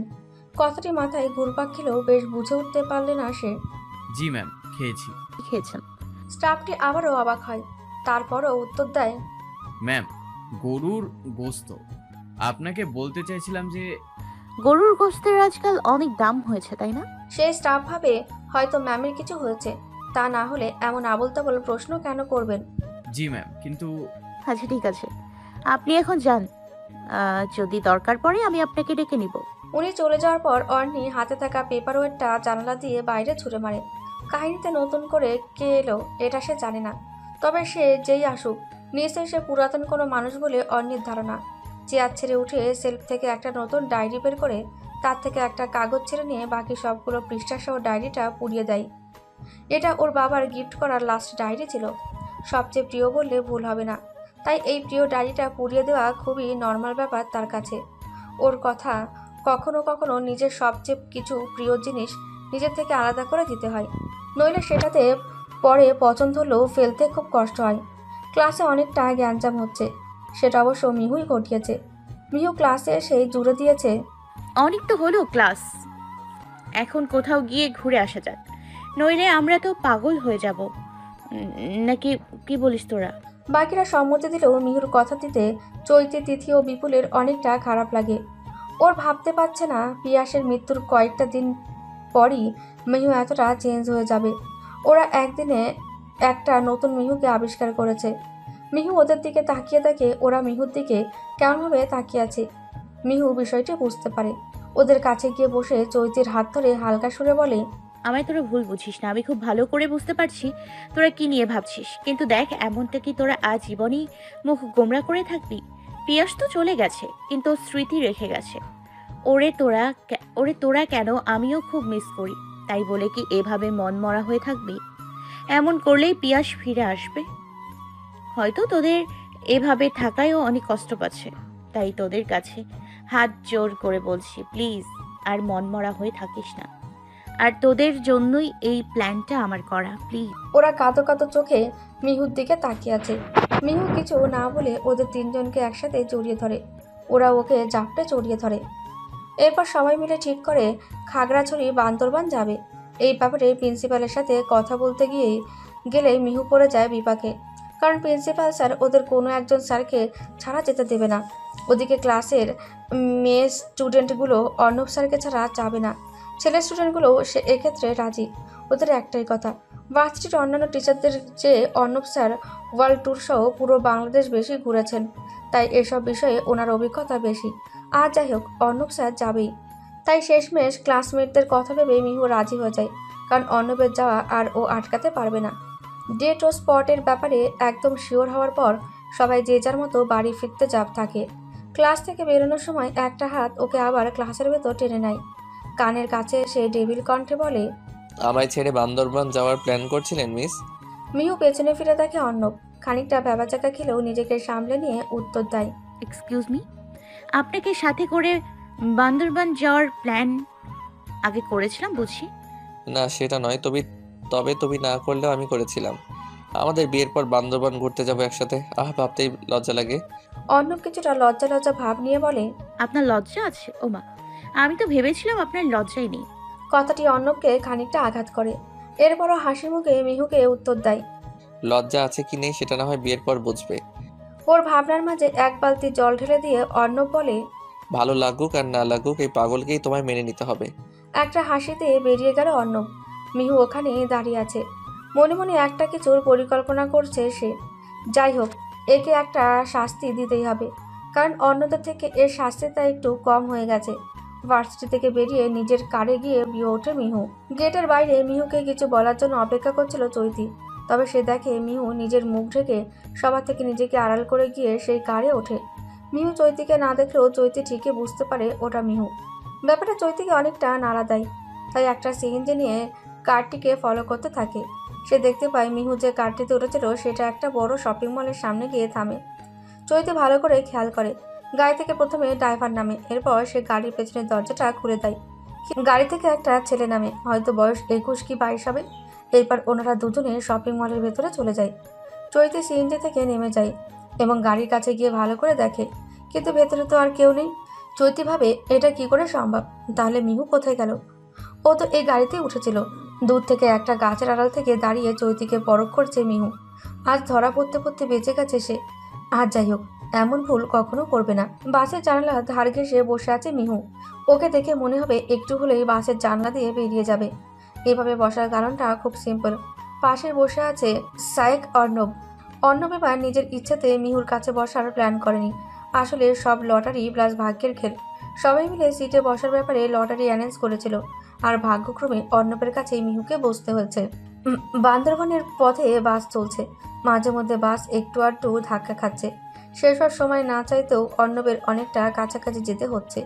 মিহু অমনভাবে বসা থেকে অর্ণবকে জোরে একটা ধমক দিয়ে দেয়। ও রাগী গলায় বলে, হোয়াট ইজ ইয়োর প্রবলেম? সবসময় নাক ছিটকাও কেন তুমি বলো তো? ঠিকভাবে বসে থাকতে পারছো না? ওদিকে চেপে বসার কি দরকার? আমি কি তোমায় টিচ করছি? আমার সাথে বসে যেতে যদি সমস্যা হয় তাহলে বলো, আমি সিট চেঞ্জ করে নিচ্ছি। না না, সমস্যা নেই, আপনি বসুন। গভীর রাত্রে ফাঁকা রাস্তায় বান্দরবনের পথে গাড়ি অনেকটা জোরে ছুটেছে। রাত 12টার দিকে চট্টগ্রামের লাউগং বাজারের বাইরোখাতে একটা বড়সড় মার্কেটের পাশেই বসে বাস থামলো। এখনও প্রায় 3-4 ঘন্টার পথ বেরোতে হবে, কারণ যেহেতু পাহাড়ি রাস্তা, পাহাড়ি এলাকায় একটা সমস্যা, এখানে কাছের পথও অনেক সময়ের ব্যবধানে পৌঁছাতে হয়, নইলে বড় কোনো দুর্ঘটনার সম্মুখীন হতে হয়। তাই ফাঁকা হলেও খুব সাবধানে যেতে হবে ওদের। সবাইকে আধা ঘন্টার মতো সময় দেওয়া হয় এখানে কিছু হালকা খাওয়া দাওয়া ও ছোট বড় বাথরুমের কাজ সারার জন্য। তাই সবাই নেমে পড়ে। জায়গাটা দেখে মনে হবে এখন হয়তো মানুষের সমাগম শুরু হবে, কারণ রাত 12টা হলেও এখানে লোকজনের কমতি নেই। যে যার মতো জিনিসপত্র কেনাকাটা করছেন। জায়গাটা এমন একটা ভাব জাগাবে মনে হয় চা পাওয়ার যত কিছু আছে সব না দিলেও খুশিটা দেবে। এখানকার মানুষজন এমন, গাড়ির অনেক স্টুডেন্টই সেখানে গিয়ে কেনাকাটা ও হাবিজাবি করছে এবং ওনাদের ব্যবহার একটা অতিথিপরায়ণ ও বন্ধুসুলভ, যেন না আসলে বোঝার উপায় নেই। বাস থেকে সবাই নেমেছে, কিন্তু মিহু নামছে না। বাসে একা একা বসে আছে। ওদিকে অন্য বেরোলেও বাসের দরজার সামনে হাতের ওপর হাত রেখে একটা পা পেছনে বাঁকিয়ে বাসের সাথে হেলান দিয়ে দাঁড়িয়ে আছে। দুপুরের দিকে বাস ছেড়েছে এবং এতক্ষণ পর বাস এখানে এসে থামলো। মিহু নামছে না দেখে অর্ণবের রাগে শরীর জ্বলছে, কারণ এতক্ষণ এক জায়গায় বসে থাকলে যে কারো হাত পায়ে সমস্যা হবে। সেখানে মিহু নিজেকে আরও চেপে বসেছিল। অর্ণব আর থাকতে পারল না। শার্টের হাতাটা কড়ি পর্যন্ত গোছাতে গোছাতে বাসের ভেতরে প্রবেশ করলো। মিহু যেখানে বসে আছে সেখানে গিয়ে দু হাতে হাত রেখে মিহুর দিকে ঝুঁকে পড়ল। মিহু কপাল কুঁচকে অর্ণবের দিকে তাকালো আর ভাবলো এখন আবার কিছু করবে না তো। রাগী চোখে মিহুকে প্রশ্ন করলো, পায়ে হেঁটে বাইরে যাবে নাকি কোলে তুলে নিয়ে যাবো, বলো কোনটা? প্রশ্ন শুনে মিহুর চোখ রসগোল্লা হয়ে গেল। মানেটা কি? চুপচাপ বসে থাকতে দেবে না নাকি? সাইলেন্ট ক্যারো, অ্যান্সার মি ড্যাম ইট। এবার মিহু খানিকটা ভয় পেল। মিহুর চোখে মুখে ভয়ের ছাপ থেকে অর্ণবের বেশ ভালো লাগলো। মনে মনে খানিকটা হেসেও নিল সে। যাই হোক, পাগলিটা কিছুটা হলেও ভীতু আছে। মিহু ভীতু স্বরে জবাব দিল, না না না, আমি নিজে যেতে পারবো, কোলে তুলতে হবে না। That's like a good girl. ভোরে যখন ঘুম ভাঙলো মিহু দেখলো অর্ণবের মুখটা ওর কপাল বরাবর। যে কেউ দেখে মনে করবে মিহুর কপালেও খুব যত্ন সহকারে চুমু দিচ্ছে। এটা মিহুর কাছে খানিকটা আজব লাগে, তবে বেশ ভালো লাগার মতো আজব কিছু। নিজেকে অর্ণবের কাছ থেকে ছাড়িয়ে নিতে গেলে মিহুর মুখটা অর্ণব নিজের বুকে চেপে ধরে। আসলে অর্ণব জেগেছিল যখন মিহুর কপালে চুমু দিচ্ছিল, কিন্তু মিহু জেগে জায়গায় এখন ঘুমের ভান করছে। মিহুর মুখটা ইচ্ছে করে নিজের বুকের মাঝে জড়িয়ে নিয়েছে সে। মুচকি আসলেও মিহু টের পাচ্ছে না। বাসের বাকি সবাই ঘুমে কাত হয়ে আছে। আর কিছুক্ষণ বাদেই ওদের বাস গন্তব্যে পৌঁছবে। প্রিয়, চাইলে তোমার আকাশ ছোঁয়া স্বপ্নগুলো আমায় দিও। আমিও না হয় ইচ্ছে হলে তোমার স্বপ্নে নিজেকে বুনবো। পারি আর না পারি, তোমার স্বপ্নগুলোকে অতি যত্নে ভালোবাসবো। অতীত ধারায় যখন বইবে তোমার চোখের জল, কনিষ্ঠা দিয়ে ছুঁয়ে দেব যাতে তোমার নরম গালে পরে হাসি মাখা টোল। শীতল হাওয়া স্পর্শে যখন ঘুম ভাঙে সকালটা তখন এমনিতেই ফুরফুরে মনে হয়। কিছুটা ঠান্ডা হাওয়া, এক টুকরো রোদের ঝলকানি, সাথে বুকে জড়িয়ে থাকা প্রিয় মানুষটি। ব্যাস, সকালটা সুন্দর করার জন্য শুধু এইটুকুই যথেষ্ট। অর্ণবের আজকের সকালটা কিছুটা এমনই হয়েছিল। বাসের জানলা দিয়ে বয়ে আসা পাহাড়ি ঠান্ডা বাতাস, একটু রোদ্দুর, সাথে বুকে জড়িয়ে থাকা মিহু। অর্ণবের কাছে সকালটা খুবই স্পেশাল ছিল। অবশ্য আরও স্পেশাল হতো যদি মিহু উঠে না পড়তো। মিহুর ঘুম ভেঙে যাওয়ায় তেমন কিছুই করা হয়নি। ওরা এখন সাজেকে। এখানে থাকার জন্য হিমালয়ার রিসর্টে সবার জন্য রুম বুক করা হয়েছিল। ওরা সবাই এখন রিসর্টের সামনেই দাঁড়িয়ে আছে। রিসর্টটা দোতলা টাইপের দেখতে, কার নিচের প্রায় পুরোটা অংশ বাঁশ দিয়ে উঁচু করে তৈরি করা। যারা নতুন যাবে এখানে তাদের কাছে ব্যাপারটা রোমাঞ্চকর হতে পারে। রিসর্টের সামনে পাহাড়ে ঘেরা একটা সুবিশাল দৃশ্য, যা দেখে যে কারো মন ভালো হয়ে যাবে। মনে হবে যেন আকাশকে ছোঁয়ার সুযোগ এখান থেকেই পাওয়া যায়। সবাই প্রচুর ব্যাকুল ঘুরতে যাওয়ার জন্য। তবে অর্ণব সবাইকে পই পই করে বারণ করে দিয়েছে। এত তো জার্নি করে আসা হয়েছে, তাই আগে খাওয়া দাওয়া করে রেস্ট নিতে হবে, তারপর বাকি সব কিছু। যে যার রুমে রেস্ট নিতে চলে যায়। এদিকে মিহু আরেক ঝামেলায়। ওর যে রুমটা, তার পাশের রুমের দরজার সামনে দাঁড়িয়ে আছে অর্ণব। কার সাথে যেন ফোনে কথা বলছে। মিহুর বোঝা শেষ যে ওর পাশের রুমটাই ব্যাটা নিজের জন্য ঠিক করেছে। ফোনে কথা বলা শেষ হলে অর্ণব মিহুর দরজার দিকে তাকায়। দেখে মিহু অদ্ভুত দৃষ্টিতে তাকিয়ে আছে। ও তাকানোতে বিরক্তির ছাপ ছিল। অর্ণবের বুঝতে দেরি লাগে না যে কেন মিহু ওভাবে তাকিয়ে আছে। একটু পর সে মিহুর দরজার পাশ ঘেঁষে এসে দাঁড়ায়। কাঠের দেওয়ালে হাতের তালু চেপে ধরে চোখ কিঞ্চিৎ ছোট করে মিহুর দিকে তাকায়। চিন্তার কোনো কারণ নেই, ওটা চৈতি ও তিথির রুম। নিশ্চয়ই ডাবল বেডওয়ালা কোনো রুম। এখনই নিজের জন্য বুক করব না, আগে তোমাকে বিয়ে করি, দেন ডাবল বেড আছে এমন কোনো রুম বুক করব সাজেক এসে। কি বলো? মিহু এতে খানিক লজ্জা পায়, আবার অবাকও হয়। অত ভেবো না, মাথা খারাপ হয়ে যাবে। বলেছিলাম না আলাদা সংযোগ আছে একটা। মিহু কথা না বাড়িয়ে রুমে ঢুকে দরজাটা বন্ধ করে দেয়। অর্ণব বাইরে চলে আসে, স্নিগ্ধ বাতাসটা মুগ্ধ করার মতো। রিসর্টের বারান্দায় অর্ণব চেয়ারে বসে হাতের উল্টো পিঠ ভাঁজ করে গালের কাছে রেখে দৃষ্টি সামনের দিকে দিয়ে আছে। সামনেই খোলা চুলে ওই মেয়েটি পাহাড়ের দৃশ্যের দিকে চেয়ে আছে। বাতাসে চুলগুলো উঠছে। মেয়েটার আসল নাম অর্ণি হলেও মিহুকেই অর্ণব ভালোবেসেছে। ভালোবাসার গভীরতা ওর দিক থেকেই বাড়ছেই। প্রতিটা দিন সে যেন নতুন করে মিহুর প্রেমে পড়ে। আচ্ছা, এতটা ভালোবাসা মিহু বুঝবে তো, নাকি ওর ভালোবাসাটা অর্ণবকে একটু একটু করে মেরে ফেলবে? পাহাড়ের মধ্যে দিয়ে হাঁটছে সবাই। সবার সামনে অর্ণব ও তার পেছন পেছন সব স্টুডেন্টরা। ওদের গন্তব্য সাজেকের কংলাক ঝর্ণা। অনেকক্ষণ হয়ে গেল, সবাই প্রায় হাঁটতে হাঁটতে ক্লান্ত হয়ে গেছে। ঝর্ণায় যাওয়ার রাস্তাটা অনেকটা জঙ্গলে ঘেরা ও উঁচু নিচু। একজন স্থানীয় লোক ওদের সবাইকে দিক নির্দেশনা দেওয়ার জন্য রয়েছেন। এরই মাঝে তিথি চিৎকার দিয়ে উঠল। রাস্তাটা অনেকটা পিচ্ছিল হওয়ায় হাঁটতে অসুবিধা হচ্ছিল সবারই, কিন্তু তিথি একেবারে পা মুচকে বসে আছে। অর্ণব তাড়াতাড়ি করে তিথির কাছে গিয়ে বসলো এবং ওর পা নিজের হাঁটুর উপর রাখলো। এমনটা হওয়ার সম্ভাবনা আছে অর্ণব জানতো, তাই সাথে করে ফার্স্ট এড বক্স নিয়ে এসেছিল। তিথির পা ভালো করে হাত দিয়ে বেঁধে নিল। তিথি তো অর্ণবের এমন কাজে মুগ্ধ। শীতল চোখে অর্ণবের দিকে তাকিয়ে আছে সে। অর্ণব অতি যত্ন সহকারে তিথির পা ব্যান্ডেজ করে দিল। ওদিকে অর্ণবের এমন করায় একজন রাগে ফুঁসে উঠছে। হাতে থাকা লাঠিটা দিয়ে মাটির উপর বারবার আঘাত করছে। ওর মনে হচ্ছে অর্ণবের এত আদিক্ষেতা করার কি প্রয়োজন? ব্যথা কি ওনার লেগেছে? আমারই তো ফ্রেন্ড, আমিও তো কাজটা করতে পারতাম। দরদ দেখাচ্ছে। ওভাবে পা ধরে রাখার কি আছে? উপর উপর দিয়ে কাজটা করলেও তো পারতো। ধুর। তিথিকে নিয়ে এগোনো মুশকিল হবে, তাই অর্ণব সবাইকে এগোতে বলে নিজে তিথিকে সাথে করে রিসর্টের উদ্দেশ্যে রওনা দিল। এতে মিহু নিজেকে কন্ট্রোল করতে পারল না। চোখ বন্ধ করে চিৎকার দিয়ে বলে উঠল, আরে থামুন। শুনে সবাই মিহুর দিকে চোখ করে তাকিয়ে আছে। মিহু চোখ খুলে সবাইকে দেখে আমতা আমতা করে বলে, বলছিলাম যে আমিও আপনাদের সাথে যাব স্যার। তিথির এই অবস্থা থেকে অর্ণবের মনে হলো মিহুরও সাথে যাওয়া উচিত, তাই ওর সাথে সম্মতি দিয়ে নিজের সাথে নিল। তিথিকে রিসর্টে পৌঁছতে অর্ণব ও মিহু আবারও রওনা দিল কংলাক ঝর্ণার উদ্দেশ্যে। অর্ণব একটা জিনিস খেয়াল করেছে, রিসর্টে তিথিকে পৌঁছে দেওয়ার পর যখন পা আবারও ব্যান্ডেজ করে দিল, তখন মিহুর চেহারার দিকে তাকানো যাচ্ছিল না। কেমন একটা রাগী ভাব নিয়ে অর্ণব দিকে তাকিয়েছিল। রাগের কারণটা অর্ণবের বুঝতে দেরি হয়নি। হাঁটতে হাঁটতে অর্ণব বলে, তিথির পায়ে খুব ভালোভাবে লেগেছে, খারাপই লাগছে। আপনার তো আবার ফেরত আসা উচিত হয়নি। যান না, রিসোর্টে ফিরে যান, যত সব। কথাগুলো ফিসফিস করে বলেও অর্ণবের কানে পৌঁছে। অর্ণব মিহুর এমন কথায় হাসবে না কাঁদবে বুঝতে পারছে না, তবে এই মুহূর্তে হাসাটাই বেটার অপশন হবে বলে হো হো করে হেসে দেয়। অর্ণবের হাসি দেখে মিহু বোকার মতো দাঁড়িয়ে থাকে। চোখ ছোট ছোট করে প্রশ্ন করে, হাসছেন কেন? কোনো জোক শুনলেন নাকি? না তা নয়, তবে জোকসের চেয়ে কমও নয়। ও, তা কি শুনলেন? আমিও একটু শুনি। অর্ণব ইচ্ছে করেই একটু কড়া গলায় উত্তর দেয়। সব কথা শুনতে হবে না, হাঁটায় মনোযোগ দাও, নইলে তিথির মতো পা মচকে বসে থাকবে। মিহু মনে মনে ভাবছে, আবার তিথি এই ঘুরতে এসছে নাকি তিথির যত্ন নিতে এসছে? ধ্যাত। কিছুটা অভিমান করে মিহু চুপচাপ হয়ে গেল। অর্ণব তো মুচকি হেসেই চলেছে। আর যাই হোক, যেহেতু জোলাস ফিল করছে, সেহেতু আস্তে আস্তে এগোচ্ছে ব্যাপারটা। অর্ণবের আগে অনেকবার এখানে এসেছে, তাই ঝর্ণায় যাওয়ার পথটা ওর চেনা। তাই বেশি সময় লাগলো না ওদের দুজনের কংলাক ঝর্ণায় পৌঁছাতে। সবাই সেখানে বসে নিজেদের মতো এনজয় করছে।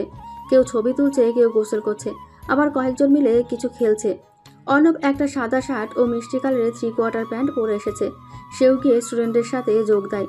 ঝর্ণার পানি শার্টে পড়তেই পুরো ভিজে গিয়ে অর্ণবের ফর্সা বুক ও পিঠ দেখা যায়। মিহু হাঁ করে তাকিয়ে আছে। দেখে মনে হবে অর্ণব জিম করে রোজ, কারণ সে একদমই ফিট। অর্ণব ওর দিকে তাকাতেই দু চোখের ভ্রু নাচিয়ে কিছু জিজ্ঞেস করে। সাথে সাথে মিহু চোখ সরিয়ে নেয়। ব্যাপারটা মিহুকে অনেকটা লজ্জা দেয়। ভালোবাসতে রাজি, তবে মরতে নয়। তাহলে ভালো কিভাবে বাসলে? আমি ভালোবাসি কারণ তোমার ভালোবাসায় আমি মরতে পারবো, তুমিও পারবে যদি সত্যি ভালোবেসে থাকো। অপেক্ষা করো প্রেয়সী, এখন আছে অনেক দেরি। রাতে সবাই একসাথে খাওয়া দাওয়া শেষ করে যে যার রুমে চলে যায়। মিহুও নিজের খাওয়া দাওয়া শেষ করে চলে আসে, কিন্তু অন্য বাইরে রয়ে যায়। চাঁদ ওঠা আকাশ দেখতে যে তার অনেক ভালো লাগে, তাই এই মুহূর্তটা মিস করতে চায় না সে। রুমে ফেরার পথে মিহু অর্ণবের রুমের সামনে এসে থেমে যায়। একটু ইচ্ছে হচ্ছে ওর অর্ণবের রুমে ঢোকার, তাই দরজাটা একটু ফাঁকা করে ভেতরে উকি দেয়। ঠিক তখনই পেছন থেকে একজন খুব খুব করে কেসে ওঠে।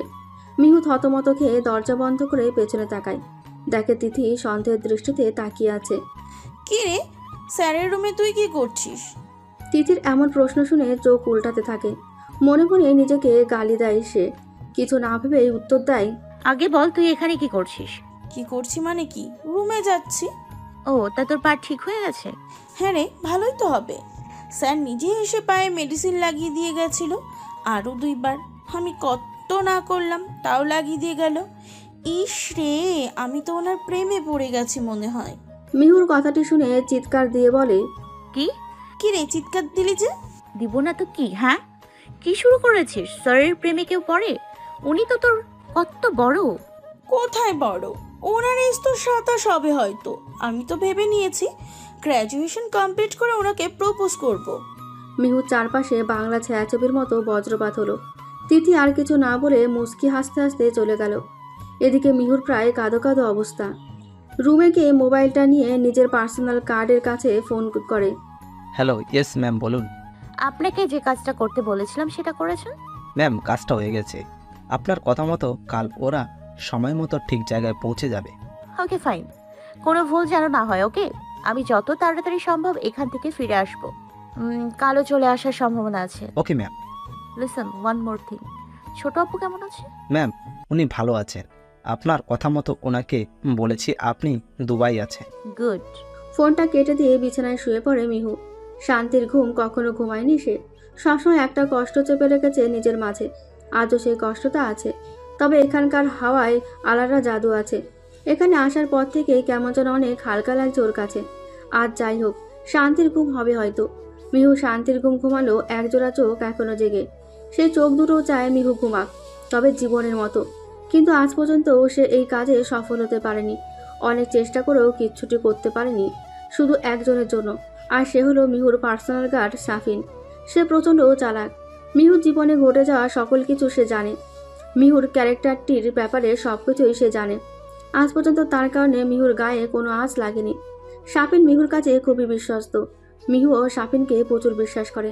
আজকে মিহু মরতে মরতে বেঁচে গেছে, সেটা অবশ্য অর্ণবের জন্য। অর্ণব পাশে না থাকলে আজ সে হয়তো বেঁচে থাকতে পারত না। গাড়ি করে সবাই মিলে ঘুরতে বেরিয়েছিল। রাস্তার ধারেই গাড়ি পার্ক করে সবাই বেরিয়ে পড়ে। তবে গাড়ির দরজার ভেতরে মিহুর জামা আটকে লক হয়ে যায়। ধীরে সুস্থে জামাটা সে ছাড়াচ্ছিল। একটু পর দেখতে পায় দূর থেকে একটা কালো গাড়ি অনেক স্পিডে আঁকাবাঁকা করে চলে আসছে। মিহুর শত্রুর অভাব নেই। ওর কেন জানি মনে হচ্ছে গাড়িটা ওর দিকেই আসছে। জামাটা টেনে ছিঁড়ে ফেলতে চাইছে, তবে পারছে না। গাড়িটা আরও কাছে চলে আসছে। মিহুর মনে হচ্ছে কোনোভাবেই আজকে সে নাও বাঁচতে পারে। এজন্য চোখটা বন্ধ করে নিজের বাবা মায়ের কথা মনে করতে থাকে সে। এর মাঝে অর্ণব দৌড়ে একটা বটি দা এনে মিহুর জামাটা কেটে রাস্তার পাশে ঝাঁপ দেয়। কালো গাড়িটা মুহূর্তের মাঝে এসে ওদের গাড়িটা চূর্ণ বিচ্ছিন্ন করে রেখে যায়। মিহু চোখ খুলে দেখে অর্ণবকে জড়িয়ে মাটিতে পড়ে আছে। অনেকটা ভয়ও পেয়েছে দেখে মনে হচ্ছে, তাই অর্ণবকেও জড়িয়ে ধরে কাঁদতে থাকে। ওদের আশেপাশে লোকজন জড়ো হয়ে যায়। অর্ণব মিহুকে উঠিয়ে বসালে একজন ওর হাতে পানির বোতল ধরিয়ে দেয়। অর্ণব নিজের হাতেই ওকে পানিটা খাইয়ে দেয়। অর্ণব ভাবে মিহুর রেস্ট নেওয়া উচিত, তাই ওকে কোলে তুলে নেয়। মিহু অর্ণবকে আরো শক্ত করে জড়িয়ে ধরে। একটা গাড়ি করে ওরা রিসর্টে ফিরে আসে। বাসের এক কোণে মনমরা হয়ে বসে আছে মিহু। আজ ওর কারণে সবার ফিরে যেতে হচ্ছে। অর্ণব মিহুর সেফটির জন্য সবাইকে নিয়ে আবারও ফিরে যাচ্ছে। অর্ণব খুব ভালো করে জানে আজ যে অ্যাক্সিডেন্টটা ঘটেছে তা সম্পূর্ণই অর্ণিকে ঘিরে, তাই আর কোনো রিস্ক না নিয়ে ফিরে যাওয়াটাই শ্রেয় বলে মনে হচ্ছে অর্ণবের। যাওয়ার পথে মিহুর পাশে চৈতি বসে। চৈতি মিহুকে দেখছে। মিহু জানালার বাইরে নিস্তব্ধতার চোখে তাকিয়ে আছে। বলা চলে আজ বেশ ভয় পেয়েছে সে। এমন সিচুয়েশনে এর আগে কখনো পড়তে হয়নি তাকে, তবে ভয়টা ততটা ওর মনে বাসা বাঁধেনি, কারণ অর্ণব ওর পাশে ছিল। মিহু একটা জিনিস মনে মনে কখন থেকে ভেবে চলেছে। ফোনে কথা বলা শেষ করে নিজের সিট ছেড়ে মিহু সিটের দিকে এগোতে লাগলো অর্ণব। অর্ণব অনেক ভয় পেয়ে গেছিল আজ, যদি মিহুকে ও সারা জীবনের মতো হারিয়ে ফেলতো। ও ভেবে নিয়েছে যে এমন করেছে তাকে কোনোভাবেই ছাড়বে না। এই কাজ যে করেছে তাকে পারলে জানে মেরে ফেলবে, কারণ অর্ণবের জানকে আঘাত করার প্রচেষ্টা করা হয়েছে। রাত 12টার দিকে গিয়ে ওদের বাস ভার্সিটির সামনে এসে থামলো। ঢাকা শহরটা এমনই যে সারা রাতই ব্যস্ত। রাতের গভীরতা এখানে টের পাওয়ার জো নেই। যে যার বাসার উদ্দেশ্যে বেরিয়ে পড়লো। মিহুকে অর্ণব জোর করলো বাসায় পৌঁছে দেওয়ার জন্য, তবে মিহু না করে দিল, কারণ মিহুর গন্তব্য অন্য এক জায়গা। ভার্সিটি থেকে কিছু দূর একলা পথে হেঁটে গিয়ে মোড়ের পাশে দাঁড়িয়ে থাকা কালো মার্সিডিজ কারে উঠে পড়লো মিহু। কারটি দুটো সেকশনে ভাগ করা। মিহু যে সেকশনে উঠলো সেখানে কিছু ব্ল্যাক কালারের জিন্স শার্ট ও আরও কিছু অ্যাক্সেসরিজ রাখা ছিল। কারের মধ্যেই মিহু নিজের লুক অন্যরূপে বদলে নেয়। এরপর গাড়ি করে পৌঁছে যায় ওর সেই চেনা জায়গাটিতে। একজন মোটাসোটা করে লোক চেয়ারে বাঁধা অবস্থায় রয়েছে। শাফিন ওর পাশেই হাতে একটা লাঠি নিয়ে দাঁড়িয়ে আছে। লোকটিকে দেখে বেশ ভালোভাবেই বোঝা যাচ্ছে শাফিন ওকে প্রচুর মার মেরেছে। অন্নি দৌড়ে এসে শাফিনের হাত থেকে লাঠিটা নিয়ে লোকটির হাতের ডানায় জোরে একটা বাড়ি মেরে দিল। ব্যথায় লোকটি চেঁচিয়ে উঠল। অন্নি সমানে মেরে চলেছে লোকটিকে। মনে হচ্ছে যত রাগ ক্ষোভ লোকটির ওপর হয় উচিত, কারণ এই সে যে চট্টগ্রামে অন্যকে মারার চেষ্টা চালিয়েছিল। হাত থেকে লাঠিটা ফেলে দিয়ে লোকটি চোয়াল ধরে জিজ্ঞেস করে, হ্যাঁ রে, মরার পাখনা গজিয়েছে তোর? আমায় মারতে এসছিস? হ্যাঁ, আচ্ছা কি করে ভাবলি বলতো যে তোকে আমি ছেড়ে দিব? অবশ্য তোকে ছাড় তো প্রশ্নই আসে না। তুই মরবি, সাথে তোর মাস্টার মাইন্ড বসও। দাঁতে দাঁত চেপে কথাগুলো বলল অর্নি। আজ শাফিন বেশ চমকে গেছে অর্নিকে এভাবে দেখে। এর আগে এতটা হিংস্র অর্নিকে দেখেনি সে। শাফিনকে উদ্দেশ্য করে অর্নি বলল, ওর ওপরে যে আছে তার নাম আমার চাই। গড ইট। শাফিন মাথা নাড়িয়ে হ্যাঁ সূচক জবাব দেয়। এটা দেখে রাগে ফুঁসতে ফুঁসতে চলে আসে বাইরে। ড্রাইভারকে বিদায় দিয়ে নিজেই গাড়ি নিয়ে বেরিয়ে পড়ে। একটু পর গাড়িটা নিজের আলিশান বাংলোর সামনে এনে দাঁড় করায়। রাত হয়ে গেছে, তাই বাড়ির কারোর সাথে কথা না বলে ঘরে ঢুকে পড়ে। ভালোবাসি, ভালোবাসি, আপনাকে অনেক ভালোবাসি। এবার যে আমিও মরেছি আপনার ভালোবাসায়। কি আছে এই ভালোবাসা নামক শব্দটাতে? অন্য জগতের সুখ দেয়, অন্য রকম অনুভূতি জাগায়। আচ্ছা, আপনাকে তো আমি পছন্দ করতাম না, তাহলে ভালোবাসলাম কি করে বলুন তো? কি বলো তো অর্নি, ভালোবাসা জিনিসটাই এমন, অপছন্দকেও প্রিয় বানিয়ে দেয়। হ্যাঁ, আমারও তাই মনে হচ্ছে। কেন দেব না? আমিও তোমায় অনেক ভালোবাসি মিহু। তোমায় নিজের কাছে আগলে রাখতে চাই, আরো বেশি ভালোবাসতে চাই তোমায়।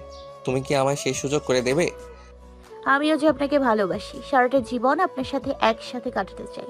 বলে অর্ণবকে জড়িয়ে ধরে অর্নি। সাথে সাথে একটা গুলির আওয়াজ হয়। চমকে উঠে ঘুম থেকে জেগে শোয়া থেকে বসে পড়ে সে।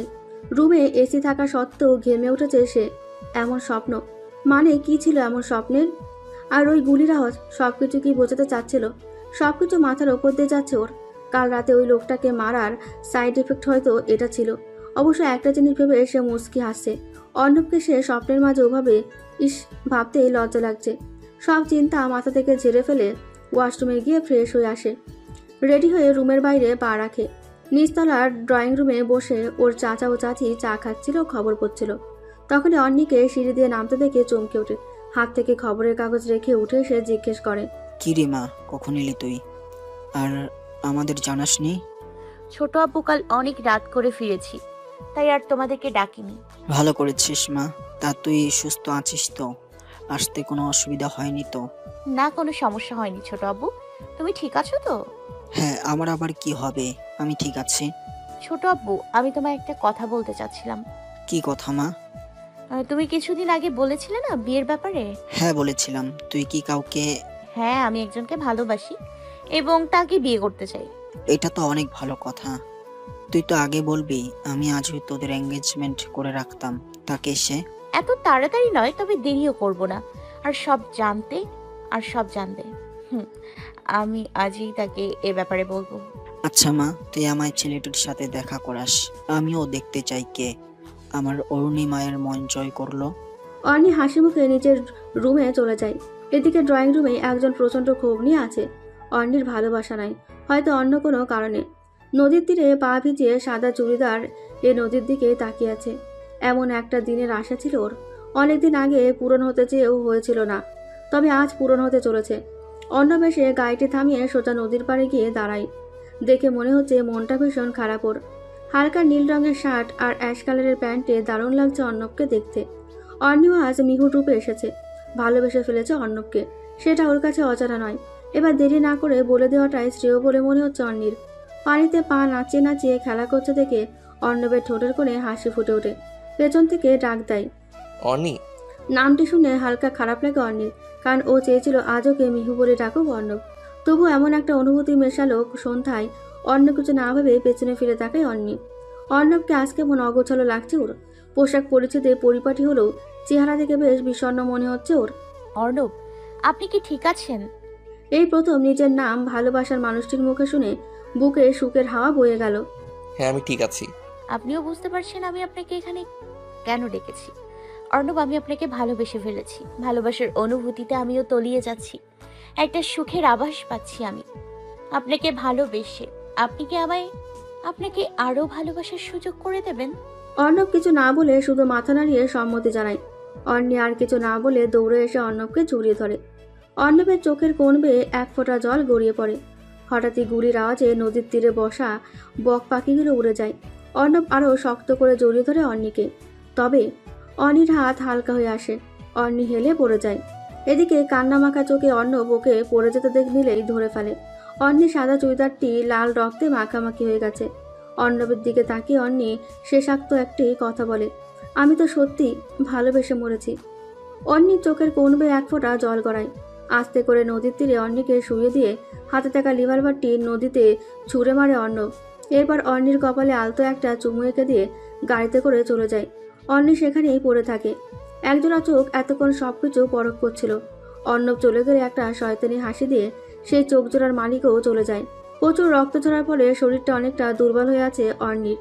1 মাসের মতো হয়ে গেল সে নিজের রুমের বেডে শুয়ে দিন কাটাচ্ছে। সাথে চাচি, চাচা ও শাফিন রয়েছে। এর মাঝে একটিবারের জন্য অর্ণব ওর খোঁজ নিতে আসেনি। শাফিন অর্ণবকে খুঁজে মারতে চাইলে অর্ণি বারণ করেছিল। অর্ণব ওর সাথে খেললেও অর্ণি জিতে গেছে। নিজের ভালোবাসার কাছে জিতে গেছে সে। এমনিতে হাঁটাচলা নিজে নিজে করতে পারে অর্ণি, এতে কারো সাহায্যের প্রয়োজন পড়ে না। তবে এখনো পর্যন্ত বাড়ির বাইরে যাওয়াটা হয়ে ওঠেনি। তবে আজ এভাবে থাকতে পারছে না সে, তাই শাফিনকে বলে নদীর পাড়ে যাওয়ার বায়না ধরে, যেখানে অর্ণিকে শুট করে রক্তাক্ত অবস্থায় ফেলে চলে গেছিল অর্ণব। আজকে আবারও একবার সেখানকার হাওয়ার ঘ্রাণ পেতে ইচ্ছে হচ্ছে ওর।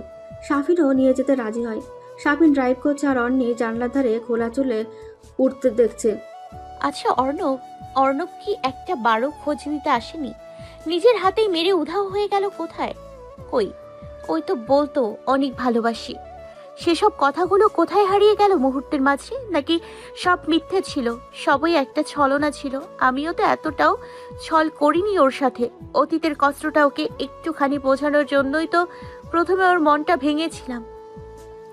পরে তো আমি ওকে ভালোবেসে ফেললাম। আমি জানি অতীতে সেই ঘটনা জুড়ে রয়েছে অন্য কেউ। অর্ণব তো শুধু মোহরা মাত্র। তাহলে অর্ণব কেন আমায় এমন একটা শাস্তি দিল? ওর কাছে আমার সব প্রশ্নের উত্তর জানতে হবে, কারণ ওর চোখে আর যাই হোক ভালোবাসাটা মিথ্যে ছিল না।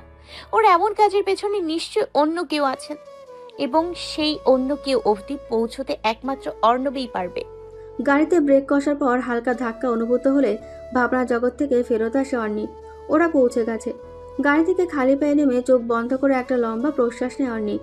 একটু একা থাকতে মন চাইলে সাফিনকে বলে গাড়িটা কোথাও পার্ক করে আসতে।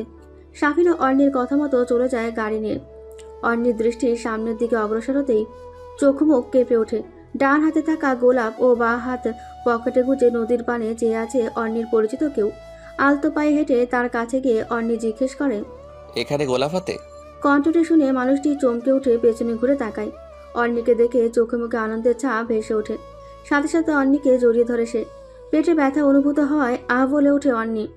খুব ট্রিক করেই মেরেছিলেন। আগে থেকেই জানতেন তাই না কোথায় গুলিটা লাগলে মোর। পরে আর কিছু বলার আগে অর্ণির কোমল ঠোঁটজোড়া নিজের দখলে নিয়ে নেয় অর্ণব। আর কিছু বলার সুযোগ থাকে না অর্ণির।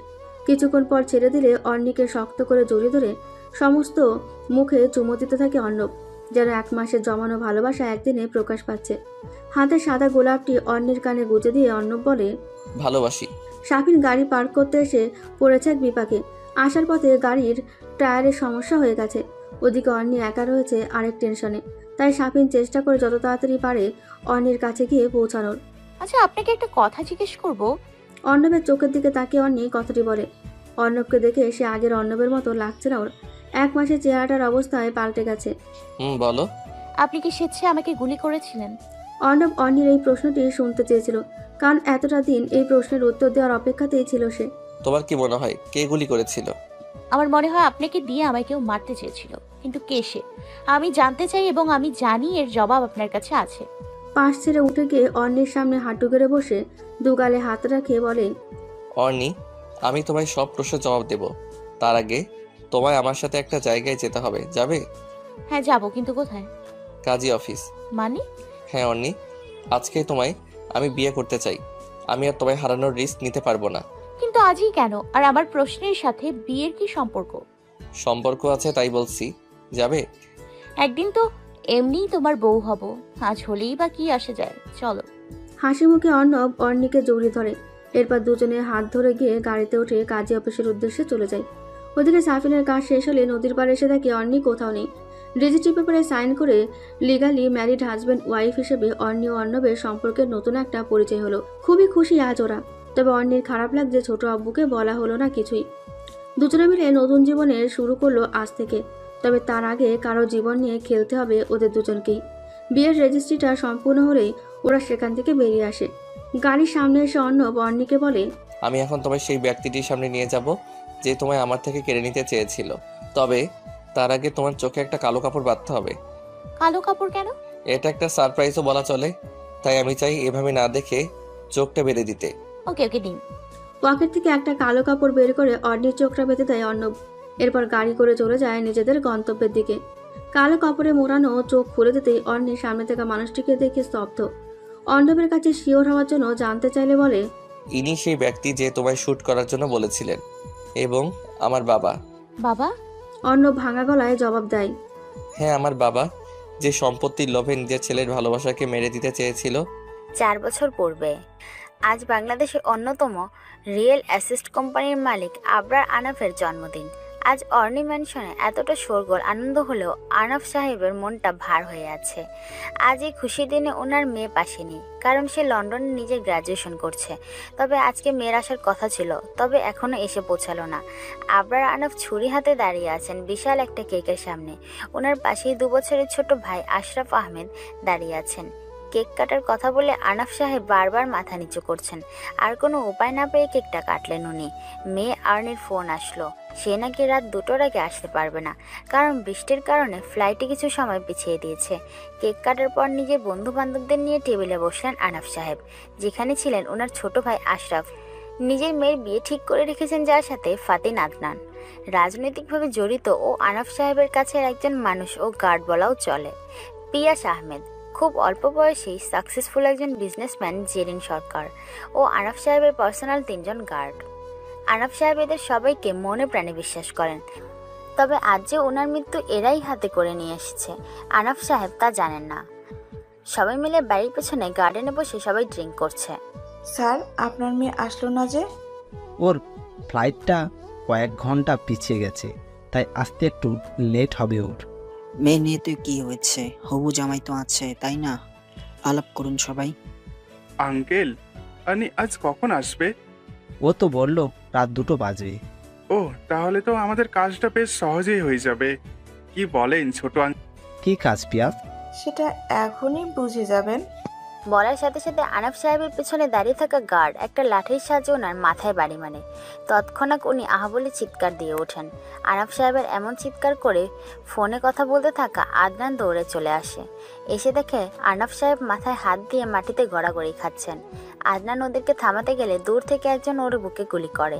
সামনের দিকে তাকিয়ে দেখেন ছোট চাচা আশরাফ সাহেব পিস্তল হাতে দাঁড়িয়ে আছেন। সেই মুহূর্তে আদনান গোংড়াতে গোংড়াতে মারা যায়। ওদিকে সবাই মিলে আনাফ সাহেবকে ইচ্ছে মতো মেরে রক্তাক্ত করে ফেলেন। আনাফ সাহেব ও আদনান সেদিনই সেখানেই মারা যায়। যারা এই দুজনকে মেরেছে তাদের মূল উদ্দেশ্য আনাফ সাহেবের কোম্পানির মালিক হওয়া, এবং সেটা আনাফ সাহেব বেঁচে থাকলে সম্ভব নয়। তাই তো অনেক দিনের প্ল্যানটা আজকে পূরণ করলেন। এসব মারার প্ল্যান আশরাফ সাহেবের ছেলে শায়েক অর্ণব করেছিল। আশরাফ সাহেব অনেক আগে একজন মেয়েকে প্রেমের জালে ফাঁসিয়ে মিথ্যা বিয়ে করেছিলেন, যার ফলে ছেলে সন্তান হিসেবে অর্ণব হয়েছিল। আশরাফ সাহেব কখনোই অর্ণবের ভালো চাননি, আজও চান না। তাই তো মূল প্ল্যানের জায়গায় অর্ণবকে রেখেছেন। কাজ হয়ে গেলে আশরাফ সাহেব সবাইকে বলেন কয়েক মাসের জন্য অন্য কোথাও চলে যেতে, কারণ অর্ণি আসার পর অন্য ড্রামা শুরু করতে হবে। আশরাফ সাহেবের কথায় সায় দিয়ে সবাই চলে যান। এরপর নিজেই নিজের শরীরে আঘাত করেন এবং অজ্ঞান অবস্থায় পড়ে থাকেন আদনান ও আনাফ সাহেবের পাশে। পরের দিন হাসপাতালে বেডে নিজেকে আবিষ্কার করেন আশরাফ সাহেব। পাশের মাথায় হাত দিয়ে বসে আছে অর্ণি। চাচার জ্ঞান ফিরেছে দেখে ওনার কাছে গিয়ে বসে জিজ্ঞেস করলো অর্ণি, ছোট আব্বু, এক রাতের মাঝে কি থেকে কি হয়ে গেল, কিভাবে হলো, কারা করলো এমন? আশরাফ সাহেবের এবার বুদ্ধি খাটায়। নিজের নাম বাদে বাকি সবার নাম এই ঘটনায় যুক্ত করেন, কারণ উনি জানেন অর্ণি কতটা ভয়ঙ্কর, সহজে ওদের ছাড়বে না। তাই সবার ব্যাপারে কান্নাজড়িত কণ্ঠে বলে দেয়। অর্ণি নিজের ছোট আব্বুকে প্রচুর বিশ্বাস করে, তাই এবারও দেরি না করে সব কটাকে মাটিতে পোতার ব্যবস্থা করে। নিজের পার্সোনাল গার্ড শফিনকে দিয়ে সকল খবরাখবর বের করে। সবাইকে খতম করার উদ্দেশ্যে ঢাকায় আসে। এরপর থেকে একটা একটা করে সবাইকে মারে। চাচা বলেছিল শায়েক অর্ণব নামে একজন আছে যে পুরো প্ল্যানটার সাথে যুক্ত। তাকে অন্যভাবে ফাঁসানোর জন্য মিহুরূপে ভার্সিটিতে ভর্তি হয় অর্ণি। ওদিকে আশরাফ সাহেব অর্ণবকে বলেছিলেন ওনাকে এই অর্ণি মেরে জখম করেছিল, তাই তো অর্ণির উপর অতটা রাগ অর্ণবের। বর্তমান নিজের চাচাকে সামনে দেখে অবাক অর্ণি। তার মানে ছোট আব্বুই সবকিছু করেছেন? কি করে করতে পারলেন উনি এত বড় বিশ্বাসঘাতকতা? অবশ্য টাকার কাছে বড় বড় মানুষ এমন, আর যেখানে অর্ণির বাবার কোটি কোটি টাকার সম্পত্তি। অর্ণবও জেনে গেছে নিজের বাবার কুকর্মের ব্যাপারে। আশরাফ সাহেব অর্ণবের ভালোবাসার ব্যাপারে জানার পর বলেছিলেন, অর্ণিকে হয় তুই নিজের হাতে শেষ করবি, না হয় আমি। অর্ণব ভেবেছিল যদি ওর বাবা যদি অর্ণিকেই আসলেই মেরে ফেলে। তাই তো অর্ণিকে নিজের হাতে শ্যুট করেছিল সেদিন, এবং এমনভাবে শ্যুট করেছিল যাতে অর্ণিও ঠিক থাকে এবং আশরাফ সাহেবও ওকে কিছু না করতে পারে। অর্ণিকে দেখে আশরাফ সাহেব বললেন, কিরে মা, তুই এখানে এইভাবে, আর এই ছেলেটিকে? আর কত নাটক করবে মিস্টার আশরাফ আহমেদ? তোমার সব নাটক শেষ আজ। কি বলছিস মা? আমি নাটক করছি মানে? আমি সব জেনে গেছি, তুমি যে কত বড় বেঈমান আমার জানা হয়ে গেছে। এবার আমি তোমাকেও ছাড়বো না। বলেই চাচার দিকে এগোতে লাগলো অর্ণি। তখনই নিজের বুক পকেট থেকে ছোট্ট পিস্তলটি বের করলেন আশরাফ সাহেব। অর্ণি মাঝপথেই থেমে গেল। থেমে গেলি কেন? আয় এগিয়ে আয়, যাতে তোকে আর কাছ থেকে গুলি করে মেরে ফেলতে পারে। আমার এই অপদার্থ ছেলে যে কেন সেদিন তোকে মারলো না? আমার তো আগেই এই ছেলেকেই মেরে দেওয়া উচিত ছিল। একটা গুলির আওয়াজ অর্ণির বংলোর সমস্ত দিকে ছড়িয়ে পড়ে। গুলিটা বুকে লাগতেই রক্তাক্ত অবস্থায় ফ্লোরে লুটিয়ে পড়ে। অর্ণি পিছন থেকে দেখে শফিন পিস্তল হাতে দাঁড়িয়ে আছে। ব্যাপারটা কষ্টের হলেও আজ গিয়ে শান্তি পেল অর্ণি। নিজের বাবা ও বাগদত্তার মৃত্যুর প্রতিশোধ নিল আজ। আশরাফ আহমেদ সেই অদনানের মতো গোংড়াতে গোংড়াতে মারা গেলেন। পাশে বসে ওনার স্ত্রী কান্নাকাটি করতে লাগলেন। অর্ণবের চোখ বেয়ে জল পড়লেও তা বলা যেতে পারে খুশির কান্না। নিজের বাবাকে এমন শাস্তি দেওয়া কোনো সন্তানই চাইবে না, তবে ওর বাবা যে বাবার একটি শোনার যোগ্যতাও রাখে না। অর্ণি যতটা সাহসী ততটাই ভয়ঙ্কর। তবে আজ সে কেঁদে দিয়েছে। কাঁদতে কাঁদতে সে ফ্লোরে বসে পড়ে। অর্ণবর কাছে এসে বসে বলে, কেঁদো না অর্ণি, আজকে তোমার কাজ পূর্ণ হলো। আজ থেকে আর কখনো কারো রক্ত ঝরাতে হবে না তোমায়। কাঁদছো কেন? আমার আপন বলতে কেউই রইল না, সবাই আমাকে ছেড়ে চলে গেল। বাবার চলে যাওয়ার পর একমাত্র ছোট আব্বুই ছিল যাকে আমি এতটা বিশ্বাস করতাম, আর সে আমায় এত বড় ধোঁকা দিল। দেখো, তোমার ছোট আব্বু তার কর্মের শাস্তি পেয়েছে। এখন সবকিছু ঠিক হয়ে যাবে। আর কে বলেছে তোমার কাছের বলতে কেউ নেই? আমি তো আছি, আমায় ভুলে গেলে? অর্ণি কাঁদতে কাঁদতে অর্ণবকে জড়িয়ে ধরে। আশরাফ সাহেবের লাশ গুম করে দেওয়া হয় এবং ওনার স্ত্রীকে বিদেশে পাঠিয়ে দেওয়া হয়। এসবের পর চৈতি, তিথি ও বিপুলকে অর্ণি সব বিষয় খুলে বলে। ওরাও খুব অনুশোচনা করে। তবে তিথি আরেকটা বিষয়ে খুব দুঃখ পায়, অর্ণবকে পাওয়া হলো না। ওরা সবাই মিলে এসব নিয়ে খুব হাসাহাসি করে। আজ আবারও অর্ণির বাড়িটা জমকালো সাজে সাজানো হয়েছে। সবকিছু অবশ্য তিথি ও চৈতিই করেছে। আসলে আজ অর্ণব ও অর্ণির বিয়ে ধুমধাম করে হচ্ছে।